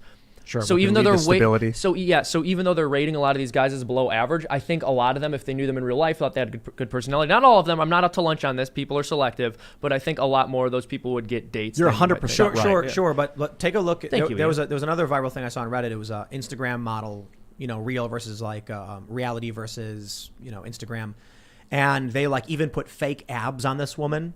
And that's they, like, horrible. But so what happens is Instagram is making young women extremely depressed. Yeah, making them hate their own bodies. Yeah, but you know what? Marky Mark did the same thing to me with his Calvin Klein ads back in the 90s. So this has been going on a long time. Did he Photoshop himself? These are fake. They're not real people. Like the hip to waist ratio, is it possible in a lot of these circumstances? And when done right, what happens is it's not affecting guys the same way. Sure, guys are going to be like, that's attractive, and then it's going to skew their perception. But young women look at that woman and then base themselves off of something that doesn't exist. And now we're getting young women getting plastic surgery to look like Instagram and Snapchat filters. Totally. But the same thing happens. Chris Hemsworth, he trains for 9 months for that one scene in Avengers where his shirt is off. Okay. Yes, and then people think it's real. And they think it's real. And then the rest of the time, he's, not like that. And they dehydrate. Right, dude. They take drugs and they're on steroids and they're on growth hormone. That's horrible. Well, I'm not going to say that about Hemsworth. Right, not about Hemsworth. Okay, fair enough. But models and even fitness models who gear up for photo shoots to get the abs and the whole thing. That is like a multi-month process. I agree. To get to that stage. That's not normal. Now we're at the point where you could at least recognize if I train hard and then don't drink any water for a day, you'll be able to see all these, muscles. There was a photo, I think it was it might have been Chris Hemsworth on the beach. Oh, no. It was Jason Momoa. Is that his name? Yeah, Momoa. And they were like, looking thick. What's going on with that? And it's like the dude. And then someone pointed out he's still actively training for the movies he's in. He's just not dehydrating himself. He looks healthy. No, but on the same tip, though, like, guys, there are ways to raise your status. It is a ruthless game out there. It's ruthless, and you have to raise your status. But luckily, you can do it. You can get fit. You can get strong. You can raise your intellect. You can raise your financial status. You can dress better. You're competing globally. Why do you look at me when he said all that? I'm looking at the camera. He was looking directly at me. He's looking through you. He's like, you could look much better. You could have a better job. You could comb your hair. You could take a shower. You could wear pants. Hold on. Hey, wait! I'm taking this personal. No, it's brutal. I mean, it's brutal out there as the latest. I was Disney watching pop star says. I was watching. I think. Heather Hying and Brett Weinstein were talking about evolutionary biology of male and female gametes, and like basically you can see it in plants. The male is not picky; it wants to give its stamen or whatever to every plant out there. But the female plants are very picky about what they receive because they can only just receive one. Well, here's the thing. They're the gatekeepers. Well, yes, but here's the thing. That is true. But also, when a man is picking someone who he wants to marry, we have this culture where there's this dichotomy, right? You're either looking for someone to have like a meaningless sexual encounter with, or you're looking for someone for a more serious long-term thing. Historically, like if a man was looking for a marriage partner, he was going to be more selective than a lot of guys are when they go out and sleep around. Yeah. Indeed. Yeah, women are the gatekeepers to sex. Mm-hmm. Men are the gatekeepers to relationships. right? Because the man decides to give up that urge of spreading the stamen. Well, and even when it's not sex, I think you're right that even when it's not sex, like if you're in a community of like churchgoers, people who are saving themselves for marriage or don't have sex, there is still this element of the woman being the gatekeeper for like the initial interaction or the mutual interest, something like that. And then the guy is more the gatekeeper for whether it progresses down the path of being something serious. Definitely. I think we are going to see a substantial escalation in the transhumanist movement, and not in the interesting sci-fi way, right? Transhumanist, back in the day, I remember when people talked about it, they were talking about cybernetic implants, sci-fi movies, integrating with Neuralink and virtual reality and things like that, which still could be pretty questionable. But now it's going to be identity crisis, which we're starting to see a lot of. For a while, there was like otherkin, and I don't know if you guys know about like the Tumblr stuff, where people would say like they would claim to be an owl trapped in a human body or something like that. I know this girl who's like really, really super into Tumblr. And she was telling me, no, I'm kidding, but I remember all of the memes that used to float around about that stuff, and unfortunately some of it's seared into my mind, and the otherkin were a really horrifying. I was thinking were you going to say it? I was just going to say that I have had a theory for a while that the reason why we see declining fertility rates in countries with advanced technology is because that we are moving towards some sort of evolutionary phase in which the technology is going to supplant the reproductive element. I think of like a human genderless existence. species that lives in deep space where we get really long and then we clone. Ian just took it right to like the highest level. Cranked it to He's 11. like, you know what? I see 100 years in the future. That's how Jack I live, is like man. population We get is really declining. long? He's like, Jack. Yeah, in space you won't be compressed by gravity, so you get So really it'll be long. like floating. Huge Have heads. you ever seen The Expanse? Yeah, that's where you got it from. Right. The people who live in the asteroid belt, they're like tall and lanky because there's less gravity. Genderless too. That's going to be interesting if we actually. I don't think alter that. I don't think we're going to become genderless. I mean, sexless. I just think that people don't. Ian's wrong, and you're technically right. But what it's going to be is no. There's only one future. No. Hold on. It's because we're integrating with machines. Right. Like, did you guys not listen to what Alex Jones had been? He was screaming. He was like, "They're trying to integrate us into the machines, and they want to become immortal. They want to get the robot implants and things like that. Neuralink, connecting your brain and your consciousness into cybernetics." So it's not going to be 100 years in the future. We're gangly biological. No, it's going to be like, you guys ever see Ghost in the Shell? They put nanites in your brain and cyberize and then can connect you to the network. And then if your body is injured, you get a prosthetic body. They And put you. You get canceled on Twitter. They just turn your brain off. Right. And that's You're it. not just off Twitter. You just Just poof. kill you. Haven't you guys seen the Not on anymore. Black Mirror episode where someone they get blocked in real life? Yeah. Oh my gosh. And they just see the weird, like, silhouette-ish kind of thing moving around, and they're like, "You're blocked. I can't hear you." You know what I mean? I think, Oh, I like that. I don't know. I'll say this. Jack's like, sign me up. I am so sick of people. I have blocked 11,000 people on Twitter, and I'm not stopping. I know a lot of people are going to instantly start screaming, "Alex Jones is right," whatever. So I don't know if he's right about global elites wanting to turn themselves into robots, but there have been just general, academics and scientists who have talked about the gradual integration with technology. So, for example, I'm wearing a smartwatch. We all have smartphones. We are cyborgs. That's the way it's there. I was reading an article and it said, when will humans fully integrate cybernetics? And they pointed out that with cell phones, we've actually connected a part of our minds, our consciousness, into a massive grid. Yeah. And we use this connection device to maintain communications. It is the preliminary stage. Oh my gosh. Google incentivizes you to write content, to do research, to put information out on the internet so that you can get clicks, so that you get the dopamine. It's directly, Yes. Google search is directly connected to your neurotransmitters in your brain. And when somebody else out there clicks a button on your thing and you get it goes through space and all the way into your brain, it changes your brain chemistry. Yes. I'm a Twitter professional. I don't feel bad saying that, but You I should. but I do. But I do know that like Twitter is addictive. Yeah. Like 100%. I can just feel myself scrolling. You know, I get tens of thousands of notifications every day. So it's just like, there's always just something. I read through all of them and then I pull it down. Boom, there's another 1,000 of them. I know. I just got a Wise phone recently. I'm going A to get it Wise set up phone? soon. Yeah. What's this? So it's basically, it looks like a smartphone, you know, call, text, and it has GPS, which is the reason I got it instead of a flip phone, but it's literally just that, calling, texting, GPS. I waste so much time on my phone. So you couldn't just delete Twitter?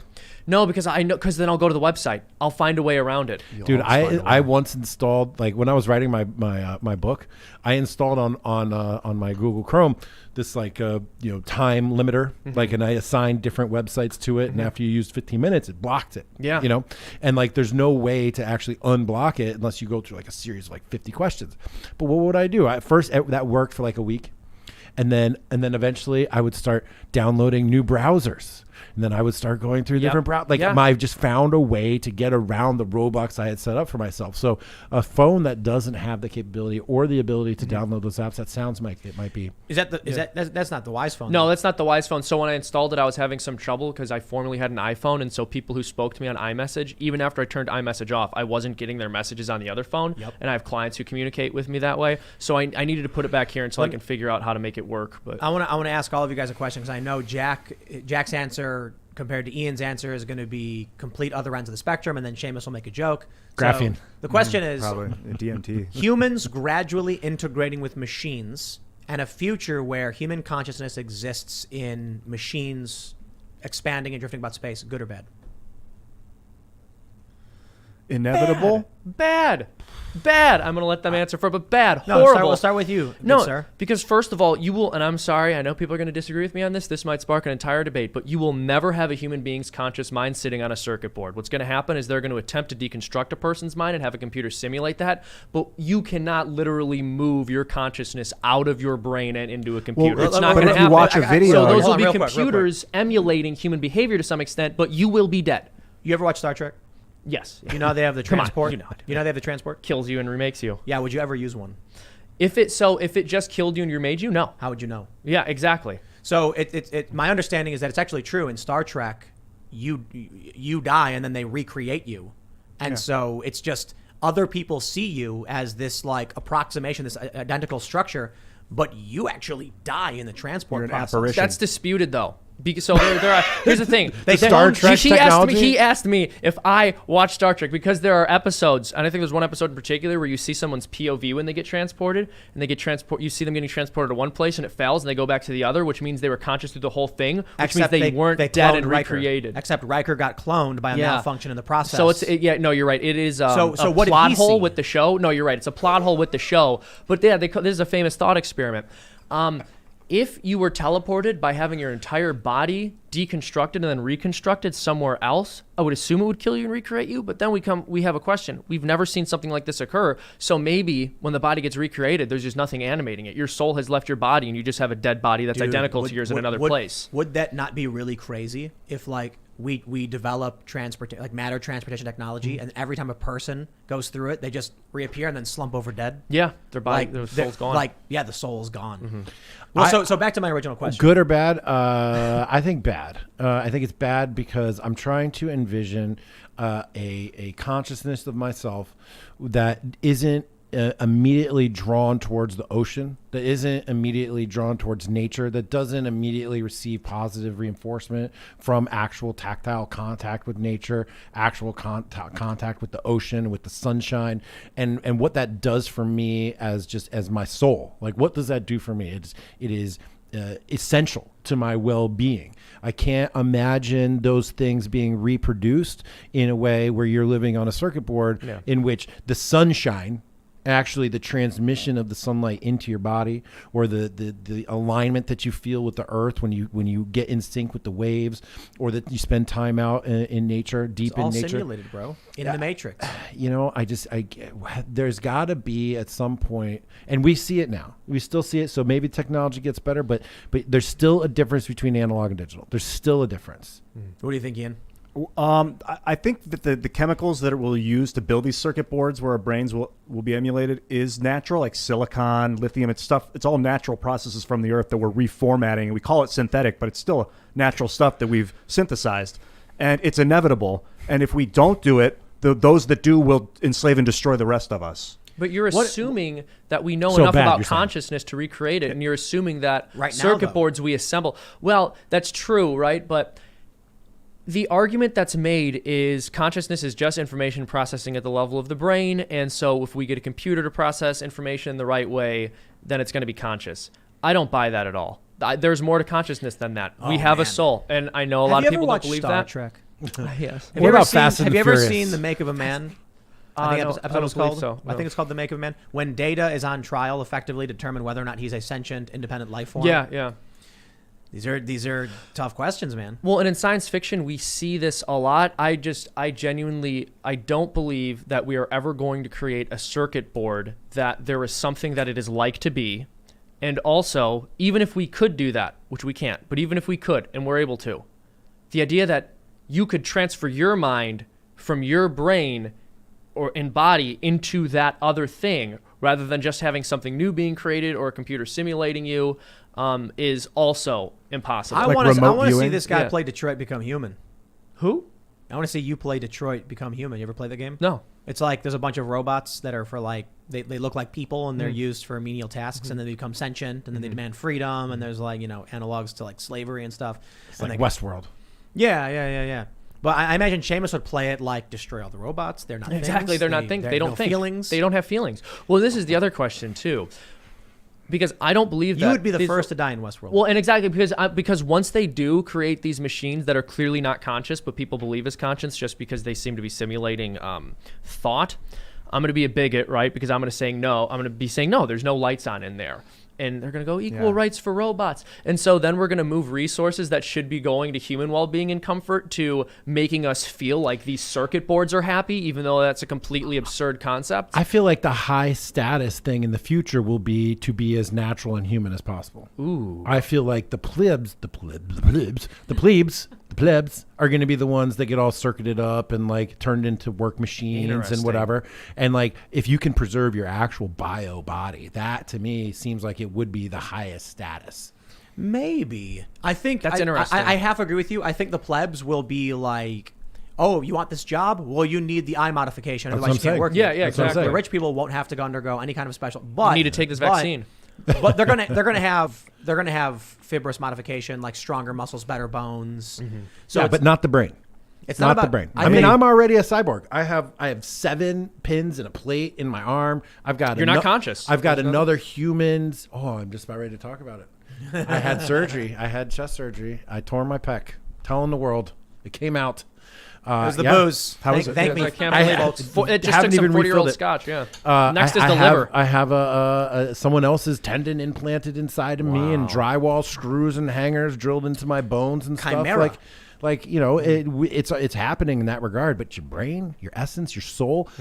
The last time I was on the show, I'm taking a huge U-turn here. Last time I was on this show, I said GD a bunch, JC a bunch, and a few other things, and you crossed yourself every Yeah. time I said that. Have you noticed? Yes, I appreciate that. Thank you. God that, appreciates but it. that wasn't for you. That just is. Yeah, I appreciate I've that, had yeah. quite an I'm hoping I've had so, yeah. quite an evolution since the last time we've talked, and so I'm trying to think like this God, spirit in me. How is it going to be recreated on a computer board? It'll be like a mycelial creation that's like semi-synthetic. It'll be like a carbon, silicon organism that you're remote viewing through, probably. Well, and this is what gets really interesting, right? Because I think we can imagine a scenario where somebody who is mentally disabled could have some kind of computer enhancement placed into their brain so they can operate at a normal level. And then the question becomes, at what point have you destroyed the brain to the point where the person is dead and now it's just circuit boards simulating that person's behavior?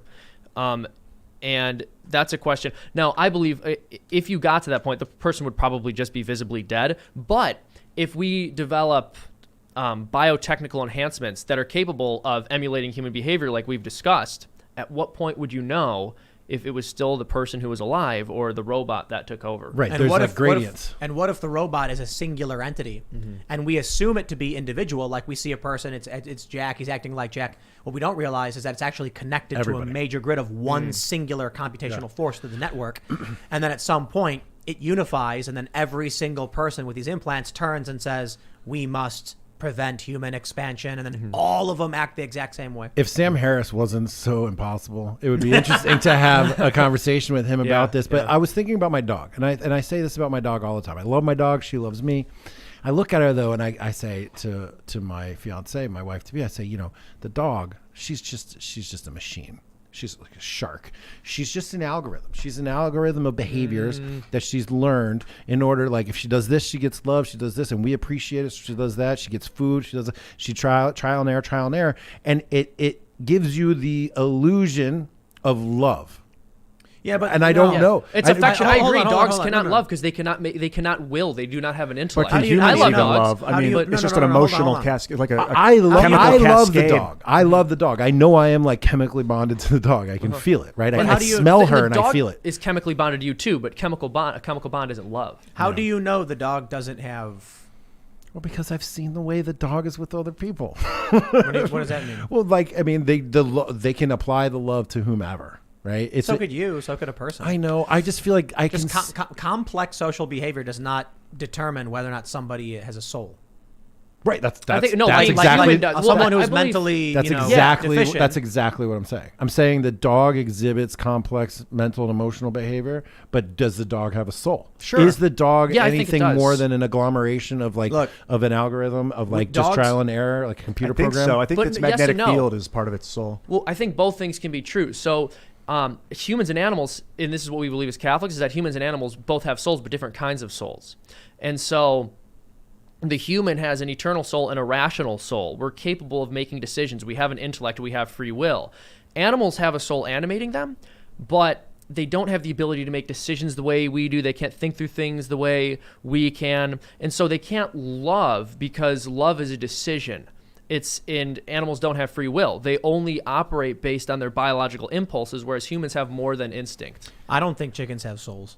I believe they do. I don't believe that they have eternal souls. I don't believe they have rational souls, but I believe they're animated by a soul. I look at how chickens act, and I'm like, you know, when you say they're algorithms and programs, dogs I don't see as doing that. Dogs can have really unique personalities and behave in ways that you're surprised by, and they can learn. But man, chickens are just like, I feel like I'm playing a video game where you just mass produce these generic things that just function. That's how I feel with watching the chickens. Super inbred. I get those things. so I get what you're. They're really dumb.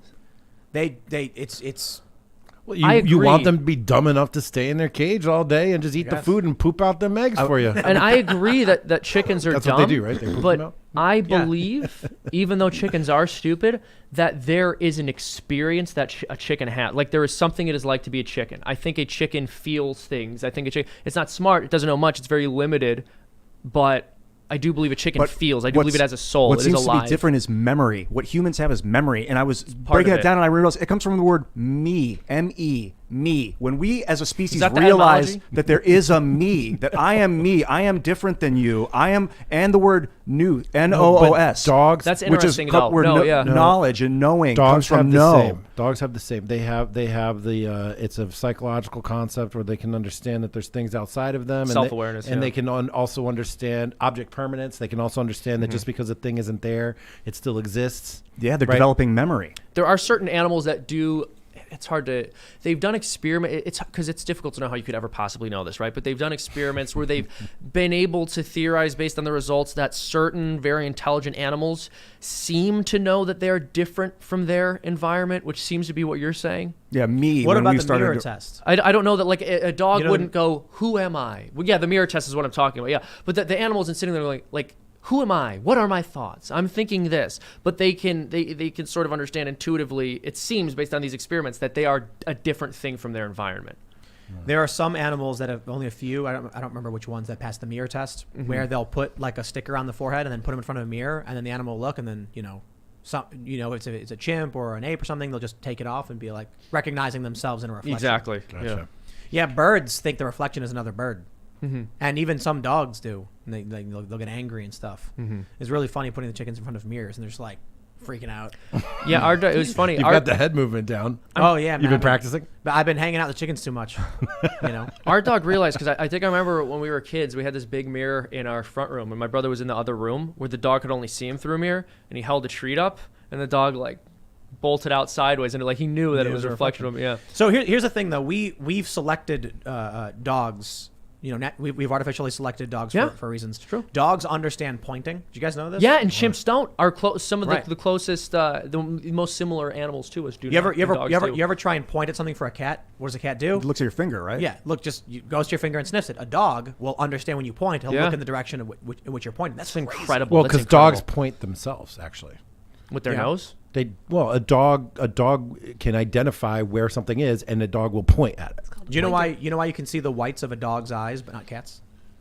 Tell me, Timmy. Dogs are descended from pack animals. And so the other wolves being able to see the direction the other wolf was looking allowed them to make quicker decisions. Cats are independent, so they don't need to look in the eyes. So the dogs with the lighter eyes probably became natural leaders because the other ones could follow them easier. When you look at a dog, you can see the dog move his eyes around and know where he's looking. Cats, their eyes are huge and they just will move their heads around and So this makes me think about becoming a cyborg, having memory. Like what are we other than our memory of what we are? Oh, that's a good question. I mean, we're a body soul composite because even if you damaged your memory, you're absolutely right that something about you would change, but it would still be you. But not to me. But I don't know. Us. And you are not just what you are to you either. No. Where Brendan Fraser goes in a coma and then goes to like some weird claymation universe, and then a cartoon character he created takes over his consciousness. No. Oh, come terrifying. on. Oh, wild. Tim, what are you doing? So much time that on sounds Netflix. Horrifying, yeah. Deep in the scroll. Yeah, deep in the scroll. I watched this back when I was a kid in the 90s. Come on, Brendan Fraser. Never on heard VHS. Of it. He's amazing though. Yeah. And Like the ones he found. He went to Blockbuster. No, he went to Blockbuster. Dude, we go to Blockbuster all the time. It was amazing. We had a Blockbuster. 7-Eleven next to our Blockbuster, so I remember being a little kid. And then I'd come across $5 somehow, and I'd be like, "Oh, $5." You would steal $5. Don't try to. Did you guys have We know who you Roadrunner Video, or was that an Ohio thing? Oh, Yeah, we had. What about? What about Video 66?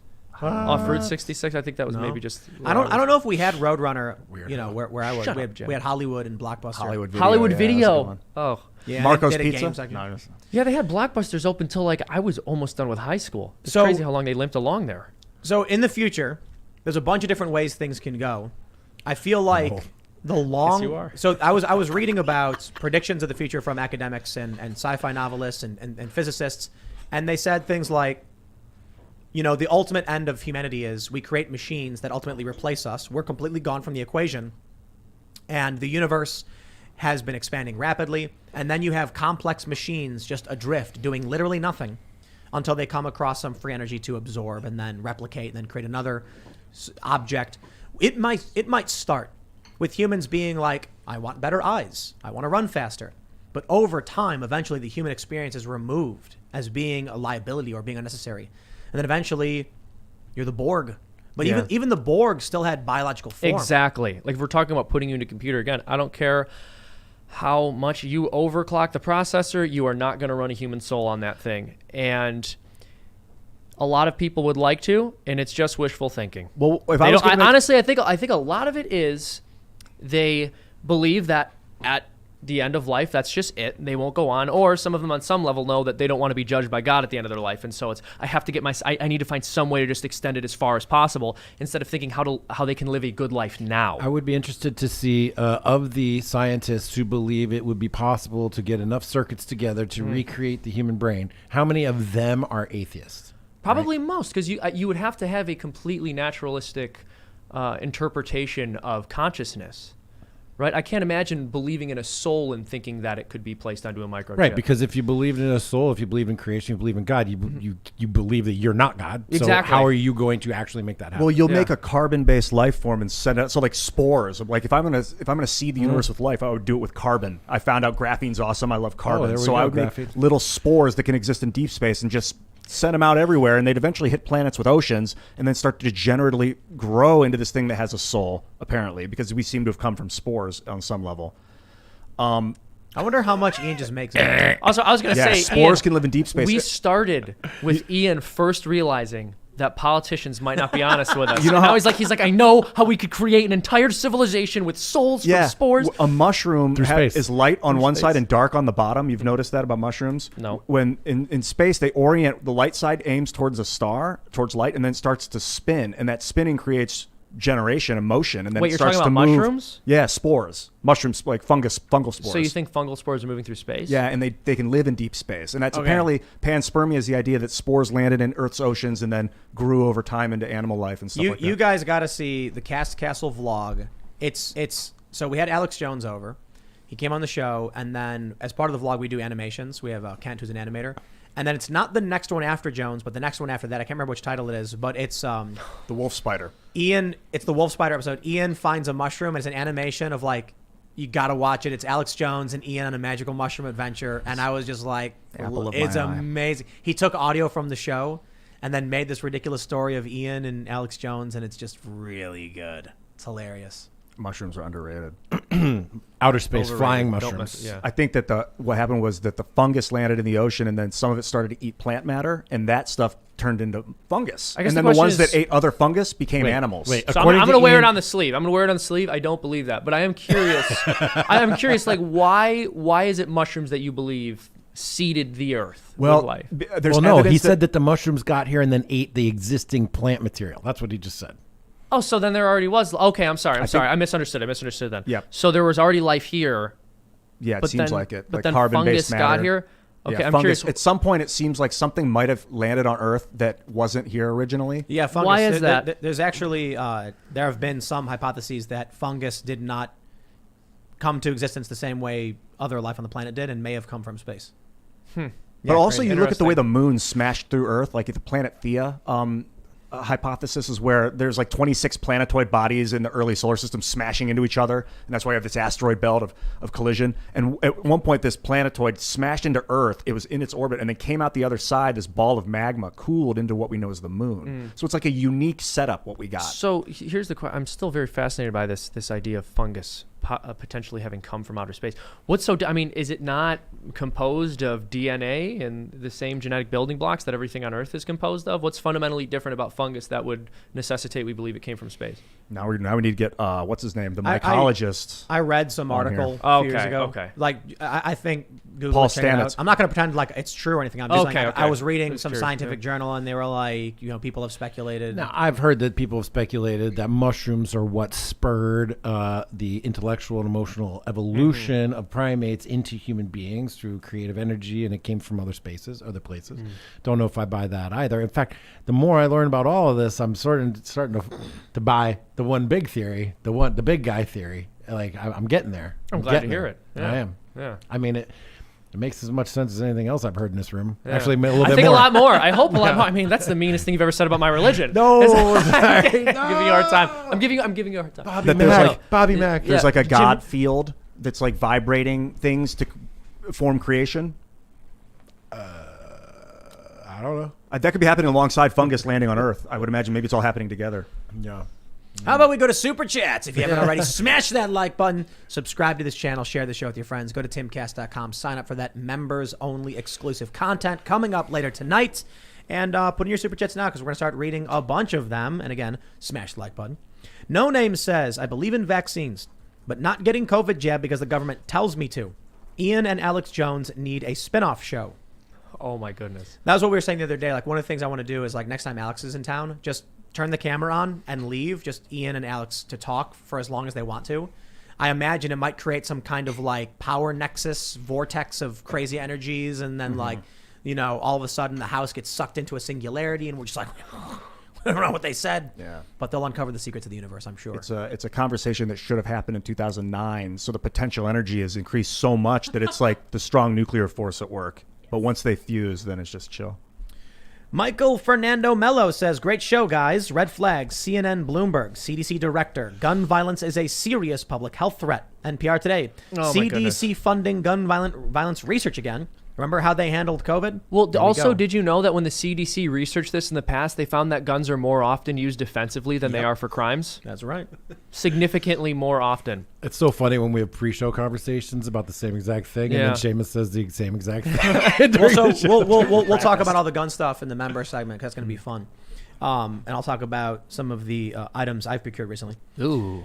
The Wiry says, I out loud yelled the Illinois boys when I saw the title. We need merch. We need Illinois boys merch. We do. Get on it. Got to get this together. We should do an Illinois boys shirt. Is there any way we can get the rights to the boys are back in town? No. For the beginning of each show when That was we're on is it. that Thin Lizzy? I think that's Thin Lizzy. What if we just do a cover? Can we get the rights to do a cover? If we play it backwards really slow. We can do the Illinois boys are back in the city by Thick Lonnie. Let's do it. Mm-hmm. Yes, We'll do like exactly. silhouettes of Just Jack gotta and change Seamus a couple melodies on the and- shirt, and you and the Illinois You boys guys have ever see that? returned. You ever see that 30 Rock episode where they want to do the Janis Joplin biopic, but they don't have the rights, so they call it Jorm or something? It was so funny. That's pretty funny. Yeah.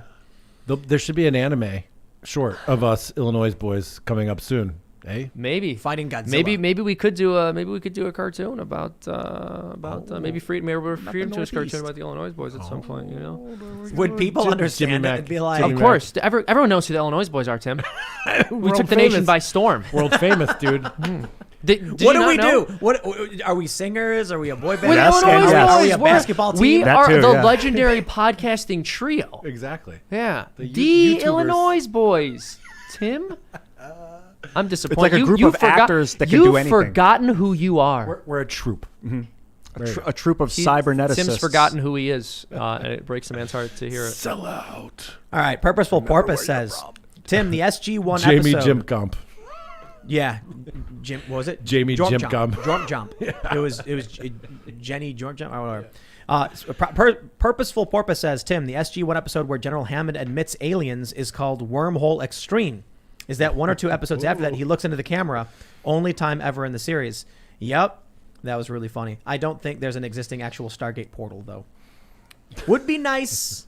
Would be nice. It's actually a scary concept in the show Stargate that there's beneath this mountain a portal that links to this network of all these other planets and alien technology, and no one knows. No one on Earth knows. And they let people through without vaccines or anything like that. Yep. And, And that's the worst part. Yeah. No, that's actually a big Flood. No, that's actually a big part of the show. They go to planets and then people die. They go like, hey, anyone could just come in here. No. They go to one planet where there's like this alien humanoid species, and they all start just dying because and so they actually have quarantine measures they talk about in the show and stuff like that. It's interesting. All right, let's see. We got James Dorpinghouse says, Illinois boys together again. It's always a good time with Jack and Seamus. Thank you. Love the show as always. Keep it the good work. We Thank will. you, sir. There better be All hot dogs right. waiting for us. That's dude. right. Jimmy Mac and Jack. Mark That's what we got. Giudetti says we need a Jack brunch in Stroudsburg, PA. Stroudsburg, PA. We'll look at that for round 2, guys. Round 2. Closest one will be Washington, D.C. on February 27th. I'm doing the Tim Brenner. We're gonna Dunch. Well, we're gonna have the shame breakfast. The shame You breakfast. guys can all feel free. Well, I'm gonna morning pick after. the exact same towns as Jack across the street. Okay. No, that would actually just be cool to have more people show up. Indeed, it will. Exactly, it's true. February 27th. Let's just have Illinois boys meals, the 3 square meals a day with the Illinois boys. That's what we're gonna do. It's just like Portillo's, Giordano's, and like Maxwell Street. All right. Cigars and Cigarm says the only benefit of a Republican-run Senate is a delay to the inevitable breakup. Yeah, kinda. The inevitable breakup of the union. Why not just hurry up and get the pain over with while we're still young? You know, I'm going to go ahead and just say I defer to Sarah Silverman. Because she Always. she's just the Yeah. beacon of political insight. Yeah, of course. That we look for in dark times like this, and she's called for it. So don't look at me. You know, I keep thinking about this. One of the reasons that we wanted to have a large republic that was united under one system was because if we had a bunch of smaller states within this one continent, it'll just be a matter of time before we're just killing each other and shredding each other up into tiny little bits. Which So we did at one point. We did do Yeah, that. We yeah. did do that. So anybody that is like looking forward to some sort of Balkanization, do you remember what happened in the Balkans? But Most here's of the them other don't, thing. I think the fear Good is grief. that the federal government, because also look what's happened with a lot of very large democratic nations in the past where the government just starts killing their own people. So I think Yeah. the fear is if we don't Balkanize, that's going to happen. So what happened in the Balkans? Well, you're going to end up with the state of Pennsylvania killing all of the remaining Virginians in the state. They're like, you're a Virginian, you got to die. And there'll be like Virginian genocide in the state of Pennsylvania. And then there'll be like border attacks, and there'll be like resource competition and port access. And there's a reason why we have a big country. It's to keep us all from killing each other. I think you can achieve that without us all being governed under this unbelievably gigantic monolithic government that can tell everyone to do whatever they want to tell us to do at any time they arbitrarily decide. There's problems. Can we acknowledge yeah, we can there's acknowledge problems? there's problems. No, I acknowledge that there would be problems, but then it's the question: are those problems, would the problems with the national divorce truly be greater? I think than those? everyone in this country should get together and secede Seamus from the union, What? Hold so that on. we can have a big party No. without him. Then we can What? probably be like Then I success. can't go back to Illinois with the boys, and then we're not even a troop anymore. Oh, Jimmy. Think Mac. about Let's read yourself. some more. Think about Billy Warren says, Tim, you've said the Republic is no more. Well, Obama said as a joke in his final correspondence dinner, the end of the Republic never looked so good. Everyone laughed, not knowing he was serious. Yikes. Make 1984 Fiction Again says, the omnibus spending bill last year was 1,500 pages and was distributed to Congress 4 hours before they had to vote on it. All you need to know. Speed readers. How did we pass this last this long? Yeah, that's horrible. I thought it was 5,000 pages. Does it matter? If it's more than 60 pages, ain't nobody reading it. It's true. It's true. They're just thumbing through to find their section for their pork. They're like, oh, did we get that? Did we get that grant for our? Oh, we did. We're opening a Honestly, base. Yeah, with the level of intellect the people running our country have to vote on this stuff, they should have to give them like pop-up books, man. It should be like maybe like 50 words. You have to, if you can't explain it that quickly, Right. then they just don't get to vote on it. Right. Yo, right. I heard a funny joke about the. Sorry, one last thing about the people that are running our country. That the guy who is in the congressman, the House representative from your district, is only the second most successful used car salesman in your town because the first most successful one is still there selling cars. Caleb Welch says, you are here with Alex Jones tonight has already been removed from YouTube. Elijah and Sydney out here setting new records.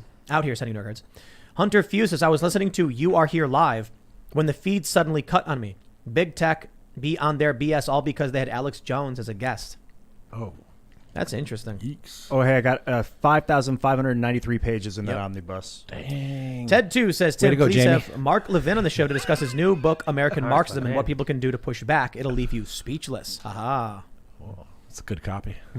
More people point out. Nick says, Big Brother just killed the live feed for You Are Here. Wow, man. Alien Spacebone says, Tim, would 10 years ago you ever think we would end up, you would end up an M82 toting country living chicken whisperer? Keep up the fantastic work. I really enjoy watching the growth and evolution of what you do. Yes, it was absolutely a possibility. I've never been like opposed to guns. My position was always just like fairly moderate, like, well, I think there are some things we can do to have, common sense. And so I was like, people want to have an M82 by all means. You just, we got to talk about mental illness and things like that. Now I'm just like, it's a constitution. You can't change it. Like you can't overrule it. You can change it through a convention of states or an actual process. But if you want to change that, you got to go through the process. You can't just mandate. You can't just legislate past what the law of the land says. So, but yeah, definitely. I'll tell you this. If I came to you guys 10 years ago and said, in 10 years, Donald Trump will have been president, and on the way out, there would have been 1,000 people like breaking into the Capitol building, shutting it all down. There would be a pandemic. They'd shut everything down. People would be getting, the government would be forcing them all to get vaccinated. In Australia, there's going to be camps everywhere where if you want to come in there, they take you and they put you there. And then people are sitting there. You can't take your masks off. People are getting arrested in the streets. There's riots. People. Probably wouldn't have believed it. It reminds me of that scene from Back to the Future where he's explaining to the kooky professor. He's like, Ronald Reagan's president. He goes, Ronald Reagan, the actor? Yep. So, who knows? Who's the president? Ronald Reagan. Yep. All right. Let's see. That fell flat. It was Well, Doc really Brown. upset me. I don't like when you insult Ronald Reagan, Jack. I told you that. It really hurts my feelings. Yeah, It's true. I don't like. It's Donna Gee. Mo Rowe says, in the last year of my PhD in biomedical nanotechnology, $90,000 and 10 years of my life to science, and now I'm out because I won't bend the knee to authoritarians. Wow. Stay strong and stay faithful, folks. Good for you. Much respect Yeah, for standing for what seriously. you believe in. The Right Intel with Curtis J says, the naiveness of Ian is not funny, guys. It's literally the cause of our downfall. Get Yeah, better Ian. people on your panel. No, I completely disagree. I think Ian expressing the stuff that we can then respond to allows a lot of people who don't understand what's going on to understand. So this is what I talk to people about. What I don't want to do is have often, I think we're a bit niche and esoteric in many capacities. But we definitely need people like, Ian to ask questions that most people are asking when they're watching shows like this. You got to understand, this is a character. I'm playing a function on Timcast IRL right now so that this does not become an echo chamber. I mean, this is who he is off camera. But just like watch Ted Danson talk about his role on Curb Your Enthusiasm. He's playing a function to allow Larry to be crazier. Like, I'm here to make sure that we don't create an echo chamber. It's not just that. It's like if, when we talked about data in Star Trek, I immediately thought there's a lot of people who are like, I have no idea what that means. What's data? So we need someone to say, I don't know who data is. And he didn't. I know, Ian. So you're come on, fired. man. Who's Data? No, I know who Data is. No, yeah, the point exactly. I'm going to be vocally ignorant so that we can solve problems. And Please put inspirational music behind that. Like, I will be vocally ignorant. yeah, man. I think people need to let go of their fear of being humiliated and ask questions you don't know the answers to and jive with this it, is what man. people- I will say People are this. watching a show. Like, No, let me stress this point. A lot of people who watch, who are like making these comments about Ian, are the people who know what's going on. And they're like, I don't need to hear this question. Ian's being naive and asking this. Why am I? Because the average person who's watching might be like, I have no idea what that means. And then Ian asks it. And they go, oh. So it's hard for us to just, we assume we assume people know what we know. So we have to have a different group of voices so that we try and have a broader conversation. I think that's one of the reasons the show works. For a lot of regular people who are like, I had never heard of that, and I didn't know what it was, and then you explained it to Ian, and now I get it. Otherwise, we gloss over it. We talk about some complex political issue, and then we look at each other and we wink like, Afghanistan, am I right? Ha! And then we high five. And then someone watching the show is like, what does that mean? Yeah. What's that all about? What's Afghanistan? I appreciate the foil, the counterbalance. He's always disagreeing. You got that one? You're a genius. Jimmy Thank you. Mac. Thank you. Tom M024 says carbon credit lockdowns are coming next. MasterCard already rolled out a carbon credit tracker. Unreal. Search Great. MasterCard carbon calculator. It's up on their site now. Driving taxes. We didn't even get into that. 8 cents. You know Yep. how? You know what? Can I have $16? That's how much it cost me to get up here. Is that That's like insane. passed now or Just something? buy your electric car. No, it's in the bill. It's in the bill. Our electric vehicles omitted. And this is, I'm not sure. I think the It's not- purpose of it, I don't know if it's a carbon tax. I think it's a road use tax. Yeah. Because if it was just supposed to be a carbon tax, you could argue, well, then they could just increase the amount gas that they tax. place on gasoline, because then that's going to tax people who use more gasoline more rather than just I mean, putting this the is face a on the really mile. terrible thing. Yes, it is, because I was reading, even Forbes was saying this. This is not from like some conspiracy theory website. But to implement this, you would have to put a GPS tracker in everybody's car to know where they're driving all the time and how far they've gone. That is insane. Definitely not. Definitely not. They- First they- of all, there's computers in all of your cars already. You go in and get your inspection. They just plug the cord into the computer. The computer on the car tells the computer there all the information about your car. They could easily transmit your mileage. It gets recorded every time you register your car. It gets recorded with your insurance. That part will be easy. By the way, you also carry a phone around with you everywhere you go that tracks where you are But all the time. I can leave that phone at home. You can, but tracking it is not going to be that difficult. I think the main issue is that if you make $40,000 a year and you drive 20,000 miles a year, that's $1,600 that you're paying, which is straight up 4% of your income, which means you have to work almost 10 days a year just to pay this new tax. Jack. I agree that is 10 days a also. year. I agree You that that's will also own horrible, nothing but it's and you still will be extremely invasive. happy. Yeah, Yeah. I agree that that's I will insane. be But unhappy. but even Forbes saying like, oh, they'd have to put a GPS tracker in car. I mean, that's just unbelievably invasive and horrifying. But I agree with you. That is outrageous. Yeah. Do you know that most cars for a long time have had self-driving capabilities? And let me explain that. I don't mean they can literally press a button and it would drive itself. I mean, for the past decade, you could remote control a car. The car didn't require a human being sitting in the seat for it to move and turn and drive. The steering has been mechanized for a long time. So when the car hackers back in the early 2010s were like, look what we can do, type in a keyboard and the car drives and just goes. Yeah, cars could be remote controlled for a very long time. Now all they're doing is putting cameras in those cars so they can calculate distance to objects. I have a 2012-13 Ford Explorer. It's a nice car. I've been taking care of it. I rented a car the other day. I'm driving, and I had no idea that it had technology in it. I'm driving, and I'm like, why am I wrestling with this damn car? Like I'm going over to the lane, and it's jerking me around.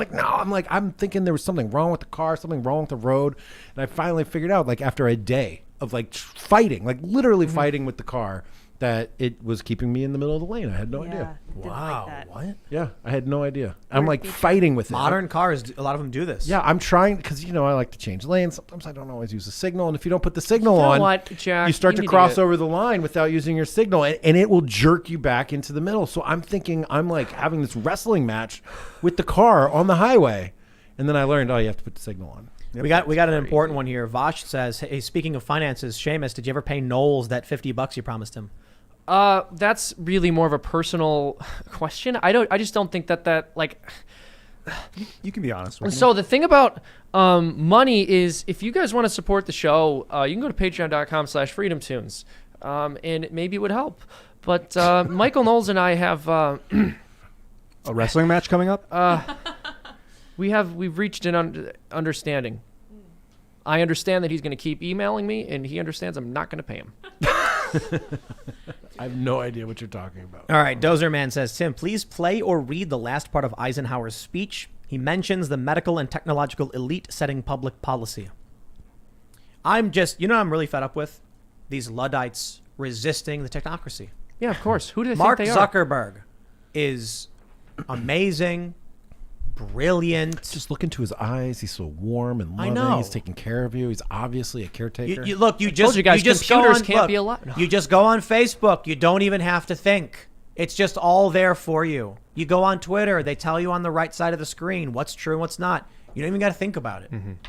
Well, it's true. I mean, I love that they have gotten everything right throughout the entire pandemic, and all of the things that they said were conspiracy theories that we shouldn't talk about turned out to be conspiracy theories we shouldn't talk about. No one's taking those things seriously at this point. So I love that they got everything right, and it makes a lot of sense that they're doubling down right now on censoring people, because they've been nothing but correct the entire time, and the people disagreeing with them have not been validated once. I need my electrolyte drink.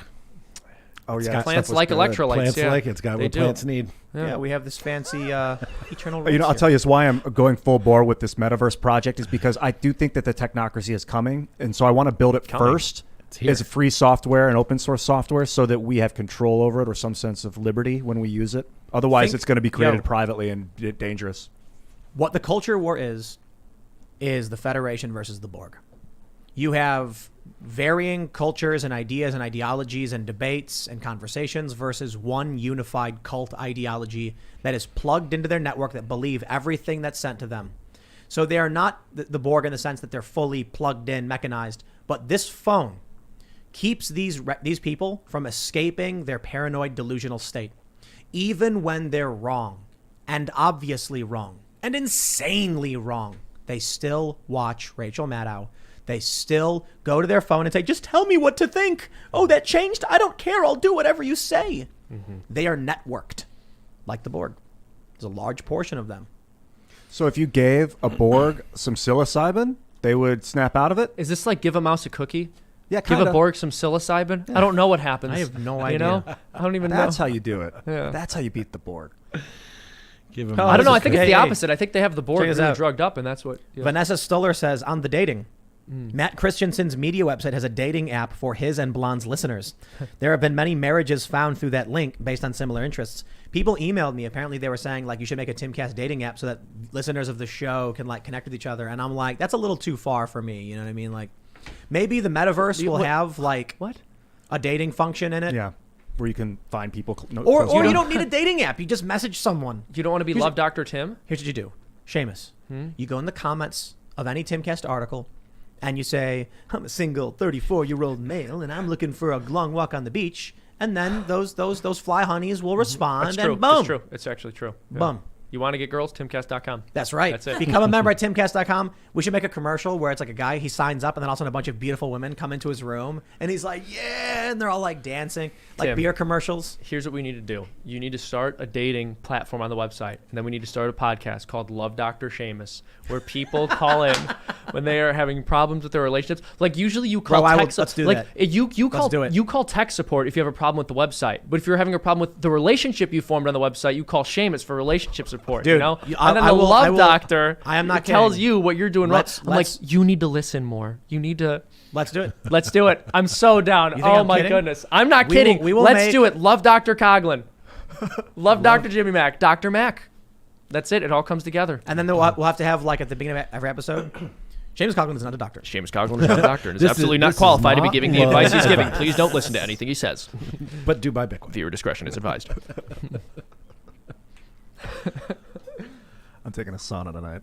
Oh. Yeah, I've decided. All right, let's gonna shower first, let's though. find some. Always shower before. No, it stinks up the sauna if you don't shower before. Well, I guess you would know. Before and after. I'll Fight You Naked says real friends can scream at each other and have a beer afterwards, It's true. Indeed. or a 40. Or have a beer and then scream at each other afterwards. That's usually The how order it's is usually reversed. Madrox says, check out Altered Carbon on Netflix. It's a lot of what you're talking about. People have implants with their memories and they can move to other bodies. Altered Carbon season 1 was amazing. Season 2 was like, huh? Like the first one is, it's a dystopian world, Earth. People have these things in their necks and they can actually, they can have their consciousness transported to other planets and other bodies and things like that. And it's about like corruption and mafias and things like that. There's a really cool scene where this dude, the main character, is undergoing like virtual torture, but he's like this elite commando and can like break free, and then they're freaking out. It's awesome. And the second one is like ancient aliens and like DNA and just, I don't know, other planets. It's kind of weird, but Altered Carbon's an Fungus. awesome show. Yeah, the fungus. They're like, this is where mushrooms came from, you guys. Oh, I mean, obviously the greatest movie of all time is the Super Mario Brothers movie. Yeah, Well, when yeah, they come on. they'd eat the mushroom. No, are you serious? And get big. Beverly Hills Chihuahuas 3? Viva la Fiesta? Is that what it's called? I Yes. stand down. That's not... You guys are plebes. You can go in the sauna with Seamus and then put up the projector and then watch I would that. never go into a sauna. I'm a big fan of Psycho Cop 2, Psycho Cop Returns. Is that a film? Yeah, I got to put that at Is that the a real top. film? More on the it's Oh, definitely real. Police Academy 6. This is good. Jason Diaz says you have to get the YouTuber CGP Gray on. He has a video on, quote, the trouble with transporters. Yeah, CGP Gray is awesome. He has a video from a long time ago called This Video Will Make You Angry that breaks down the culture war. And it just tells you how Tim Pool acts. He's just like examining Tim Pool. He's like, Tim It's like just Pool. pictures of me. He's Yeah, like, I hate exactly. this guy. He's so dumb. And you're And watching I'm the like, video CGP yeah. Gray, why are you mad at me? I don't even know you. No, but it's basically like he talks about how online communities pretend that they're debating against someone, but they're really debating amongst themselves about how much they hate another. Yeah, and yeah. riling each other up. And you see this all the time when you go on Reddit, or if you look at like there's a political compass memes on Reddit is one of the best online communities ever, and I'm not even kidding, because they actually are different political ideologies having conversations. And one of them that popped up today was left and right, and it was a leftist saying capitalism is bad and the right saying capitalism is good. And then it said they're using two completely different definitions of capitalism. The left is talking about corporatism, which the right agrees with is bad. And the right is talking about open commerce, which the left agrees with is good. So That is very interesting. So the right is like regular working class people should be able to work without interference from corporate crony garbage. And that's what they call capitalism. And the left says basically the same thing. But they just have decided different words, so they hate each other, I guess.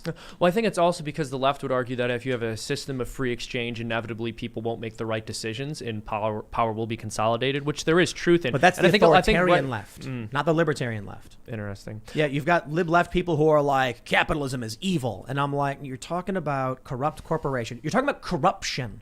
Like a system where people freely choose how they want to live is not a bad thing. No one, libertarian side, left or right, don't disagree. But they're just talking about, I hate corruption. Government corruption, corporate corruption, corruption is bad. Agreed. All right, then. No, I think corruption's good, actually. Hold on, let's talk about this. I think, We must debate hold the on, I ideas. think this is a conversation. Just to create another. Who's our other? Who do we hate today? Exactly, me. No, you're Always. Christopher, actually, You're Christopher Fisher says, Illinois has a bro. question, but I want to actually ask a question based on his question before reading it.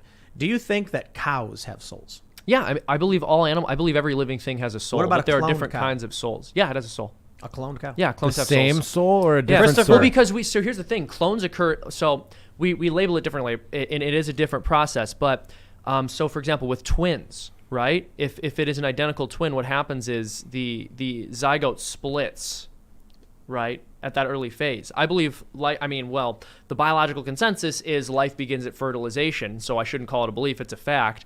And as Catholics who believe there's a body-soul composite, we believe ensoulment occurs at that moment. And so when you have a zygote split and twins occur, we don't believe that like one twin has a soul and one doesn't. We believe both have a soul. So I would say if you clone, the clone still has a soul. Even though I believe cloning is morally wrong, I don't think that the clone doesn't have a soul. If it's being animated, it's being animated by soul. What if Earth is just like a soul factory where life creates souls? And then, like, when you're born, the soul, like, grows and develops. And then when you die, your soul shuffles off into this gigantic Cthulhu monster who just eats your soul. I hope not.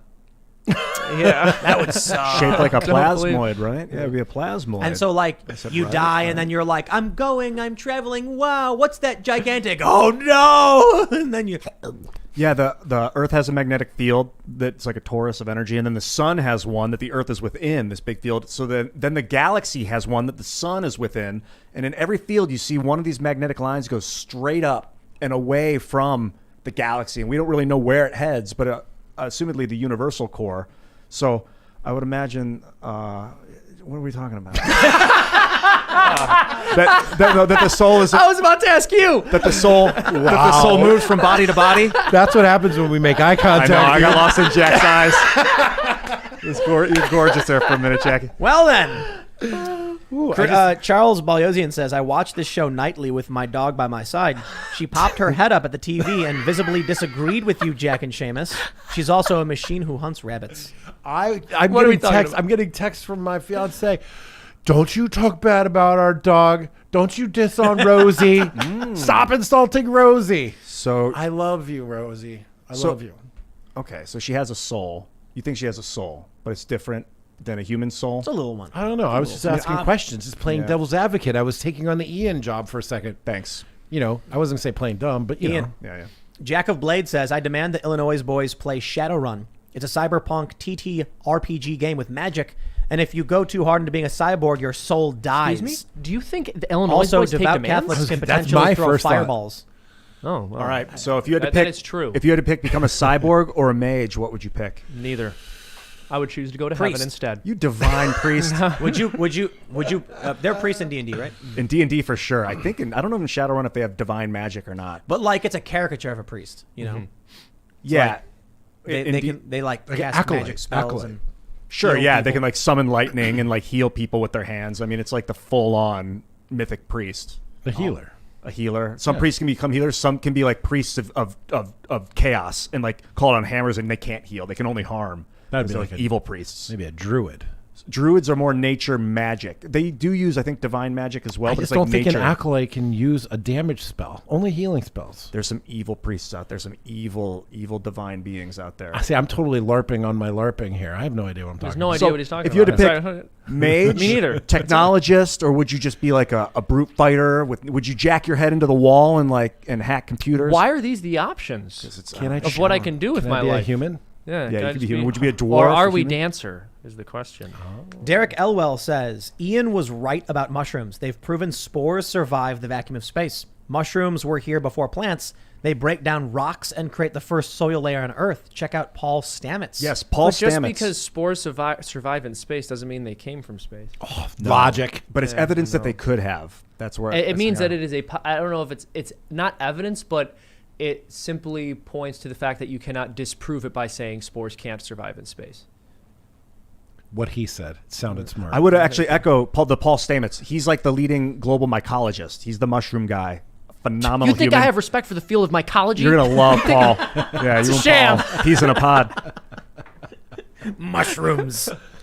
I love this quote. It's like, I want to give thanks to all the people who came before me who ate mushrooms and died so that I know which ones I can eat for my salads and cheeseburgers. Totes. Every time I go to the store, I'm like, I love mushrooms. Just putting it on that sandwich or whatever. And Yeah, he won the other day. someone had to die so that we could know which ones we're able to eat. All right, we got one more very important one. Hilm Posey says, get off Ian's back. He's most the reason I watch. Tim mostly just covers the articles while Ian is the man for us 2015 woke alien boys. Yes. I mean, truth be told, Ian is the reason. Well, Ian is the backbone of society. also Lydia are the reason why I keep coming back. Well, I mean, Illinois boys. I mean, Seamus. Jack, it's I just gotta- a little I weird gotta- that I you're gotta- not grateful for my contribution to you coming back. I got to read these too. We'll start with Rick Ortiz says, "You're an absolute Muppet, Ian." Yes. But then Albie says, "OMFG, I love Ian and the tangents he goes on."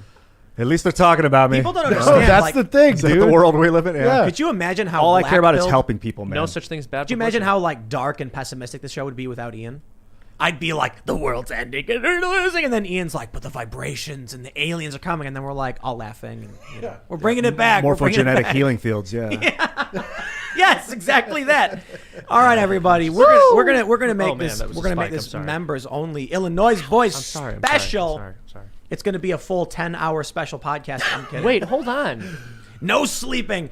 So go to Honey, I'm gonna be timcast.com. late. I have a video to upload tomorrow. I can't just do 10 more hours. Go to timcast.com, become a member. We'll have that up hopefully around 11 or so. Smash that like button. Subscribe to this channel. You can follow me everywhere at Timcast. You can follow the show at Timcast IRL. Do you guys want to figure out who gets to shout out first? You go first, buddy. Ian, you want to go first? Yeah, well, Lydia, you should go first because we skipped Lydia, you in the intro. I We just certainly don't did. think we need to hear from Lydia at all.